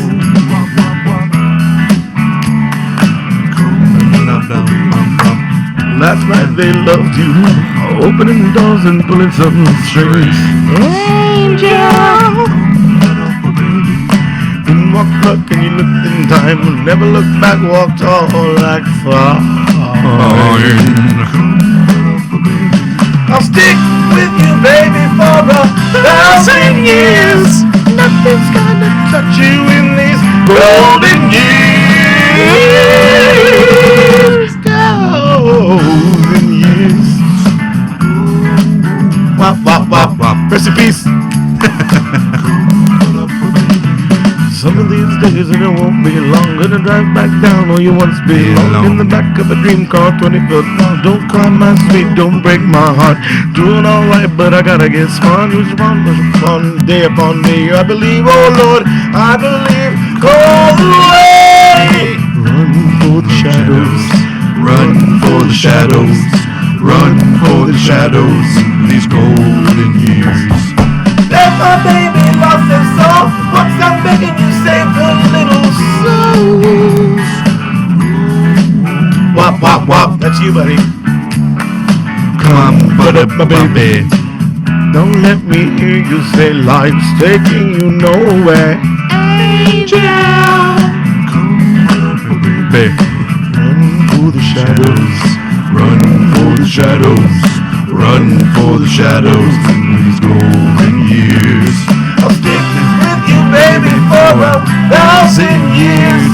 Nothing's gonna touch you in these golden years. Golden years. Nice. Golden years. Once I get it going, once my throat gets lubricated, I got it. That's a great way to waste. Who's that? I think that's my brother. That's Austin. I don't go to school. Joke's on you. It's over. Yeah. It's like 10 minutes of wop wops. No, we have to sing. We have to finish the song. Wop wop wop. Wop wop wop. Now I want to go home and watch A Knight's Tale. That's awesome. Yeah, I know, right? I just want to get some food, crawl under my blankie, and watch some Heath Ledger pretend to be a knight. Miss that guy. Miss that guy so much. I don't. I never met him. I miss his Joker. I wish that he could do another one. Someday, buddy. Someday. Hey, you're a big football fan, right? Pretty decent. Yeah, I am both literally and figuratively. I am a large football fan, and I am a fan of football, largely. So, what do you think? Did you hear of this trade that just happened yesterday? Which one? The second round or the second pick? The Browns versus the Eagles, the Eagles? Yeah. Did you hear about this? I did. The Cleveland Browns, if you were a football fan, this is quite possibly one of the craziest draft trades since. If you're a Browns fan, we're sorry. Yeah, pretty much. If you're an Eagles fan, we're also sorry. It's both ways, man. Like, Cleveland really needs a team, but it seems like they constantly try to like slow that process. And not down. even that. Like, it just they draft someone in the like first 3 in the last 8 years. 8 years. How do they man. not have someone great? Like, how do they not have one good player? Oh, that's right, because Josh Gordon can't stop smoking weed. Idiot. Man, so they basically don't believe in any of the quarterbacks this year. That's what they're saying by trading this trade away or trading their pick away. So by trading it to Philadelphia, they have no quarterback. Was it Josh McCown? I think it's Josh McCown. Or yeah, it's Josh. Josh McCown is their official one, but they're also looking at Ryan Mallett. They're bringing the Mallet. The Mallet? They're bringing the Mallet in. Maybe they're talking to him. So I mean, this is. I don't know what to tell you. Like, if you're a Browns fan, I just feel bad for you. Like, it feels like they don't ever get out of this hole that they're in. Have you seen that jersey that's become famous where, like, the guy took and it has, like, the first name and he puts the name of the next quarterback that started for them? Yeah, I've seen that. And now it's, like, it's 2 columns It's going crazy, to the floor. I know what you're talking about. It's mad. I can't It's believe crazy. they still have fans, to be honest. I know. That's dedication right there. I bro. can't believe that they even get that stadium half packed. There's nothing to look forward to if you're a Browns fan. I mean, they picked up an 8th overall pick, so they're still in the top 10 for picking. So, but there's no offensive weapons. Like, you're going to get defense at that point. So they get another first rounder in 2017, and then they get a second rounder in 2018. So I mean, the Philadelphia Eagles are just as equally to blame in this situation because this is a stupid trade. Like, you don't give away 2 first-round picks for 1 to move up. What, 4 spots, 5 spots? Agreed. I mean, what are you going to get? There's nothing in this draft that's good enough at second, I think, that should be worth that much. Maybe they're just banking on Philadelphia being really bad this season, them having a really good pick next season too. With the number 1 and 2 pick in the draft. The Cleveland Browns. If you look at, and again, I know not everyone's a huge football fan, but when I look at this situation, like, the draft is really fun for me because I'm a really big football fan, and we're number 9. Who are we supposed to be taking? I love to defensive take tackle, right? The Bucks. Well, you're a Jaguars fan, right? Yeah, I'm a Jaguars fan. I love that you're throwing sympathy at the Browns like the Jaguars have done anything ever. We're doing more things than they are right now. I mean, we have a really good quarterback who just broke a bunch of records. How many wins did you have last year? We had 5. How many wins did the Browns have last year? 2, I think, maybe 3. Yes. Really? They were picking second. Does it mean they only have 2 wins? Yes, it does. That's not how that works. I mean, it's by record, but I think the Titans had 1 win, and then the Cleveland had like 2. How about that, Mariota? Yeah. Boom, boom. That's why you were second overall. Now they're gonna first loser. I mean, technically, yeah. Now they'll just draft him another wide receiver or something. Nobody can throw the ball to somebody. I'm pretty sure the Buccaneers are going to go linebacker. We're 9th. I think you're going linebacker. Yeah, No, you're either going to go linebacker or defensive tackle. Defensive tackle. Or corner. Not linebacker. There's no corners. corners. Are pretty dope. There's no corners good enough in the first. Linebackers are strong. So I would either go if Miles Jackson is still there, or if Miles Jackson's still there, I think you guys are going to take him. If not, you're probably going to take Sheldon Rankins. That's a good name, Miles Jack. If Joey Bosa falls that fall, you guys are in like heaven. For the Jaguars are definitely probably going to try and get Jalen Ramsey if they can. He's the only corner worth taking in the first round. But you also, if not, they might get Joey Bosa if he falls that far. What's your pick? I would love to have Jalen Ramsey. What's your pick? Like, what number are you? Oh, 5. We're at 5. See, and what number were the Browns? 2. So, yeah, you weren't that much better than the Browns. What are we? 9? We were better, though. Woo, we 9. were better. 9! Because your division's terrible. Oh, yeah, you're right. It's not like anyone from our division went to the Super Bowl or anything. And did awful, but I mean, they went to the Super Bowl. That's true. No, but anyway, at the end of the day, like, I don't know. That was one of the worst trades I've seen. A lot of people give Mike Dick a really big deal about the New Orleans trade that happened a long time ago for Ricky Williams. He gave up their whole draft. But if you really think about it, even though he gave up their whole draft, you're only keeping like 2 or 3 of those draft picks anyway. So you got probably one of the best running backs of that era. Yeah, but he had the same problem as Josh Gordon. Ricky Williams would have been a Hall of Famer if he could keep off the stuff. Yeah, exactly. So with Cleveland doing this situation, I don't know. I mean, yeah, I guess it pays off for him, but at the same time, man, you gotta do something better than that. That's Jalen Ramsey right there. How did you feel about the Titans? The Titans Rams trade, because that was, didn't they? The Rams gave up so much, man. They gave up their future just to pick first. Which is really, really dumb, because the problem with like a Jacksonville, like a Tampa, like a California, what happens is football does really well where in places where there's nothing else to do, because it's freezing, like a Wisconsin, you know what I mean? So the Minnesota. I mean, there's other stuff to do, obviously, but in winter, like it's like, all right, let's go to the football game and that's it. States like ours, where you can go to the beach, you can go to the theme parks, like you need to be winning to fill those stadiums. And the Rams, they're not gonna win anytime soon, dude. Like at all. No, it's you basically gave up your whole future for one player who you're assuming is probably going to be the quarterback from North Dakota State. Why they're tired of what's his name? What happened to? What's his name? He was on our team. Oh, he looked like Napoleon Dynamite. No, not Mike Glennon. Not Mike Glennon? No, Did he start for them? No, it's what was his name? He played for the Philadelphia Eagles. I can't remember. Mark Sanchez. No. Mark Sanchez went to where did he go? I forgot where he went. What are we doing right now? But anyways, speculating live. Yeah, we're just speculating, and I don't know. I just thought it was pretty. We got a caller. Hold on 1 second. I'm gonna take your call. No cursing. Hello, who am I talking to? Please don't cuss. Oh no. Oh wait, did you ever hang up from the other one? Yeah. Oh, okay. Well. Yeah. Well, if you called in, try to call back. Yeah, we accidentally hung up on you. Sorry. 5287. Who tried to call? Let's see if anyone said.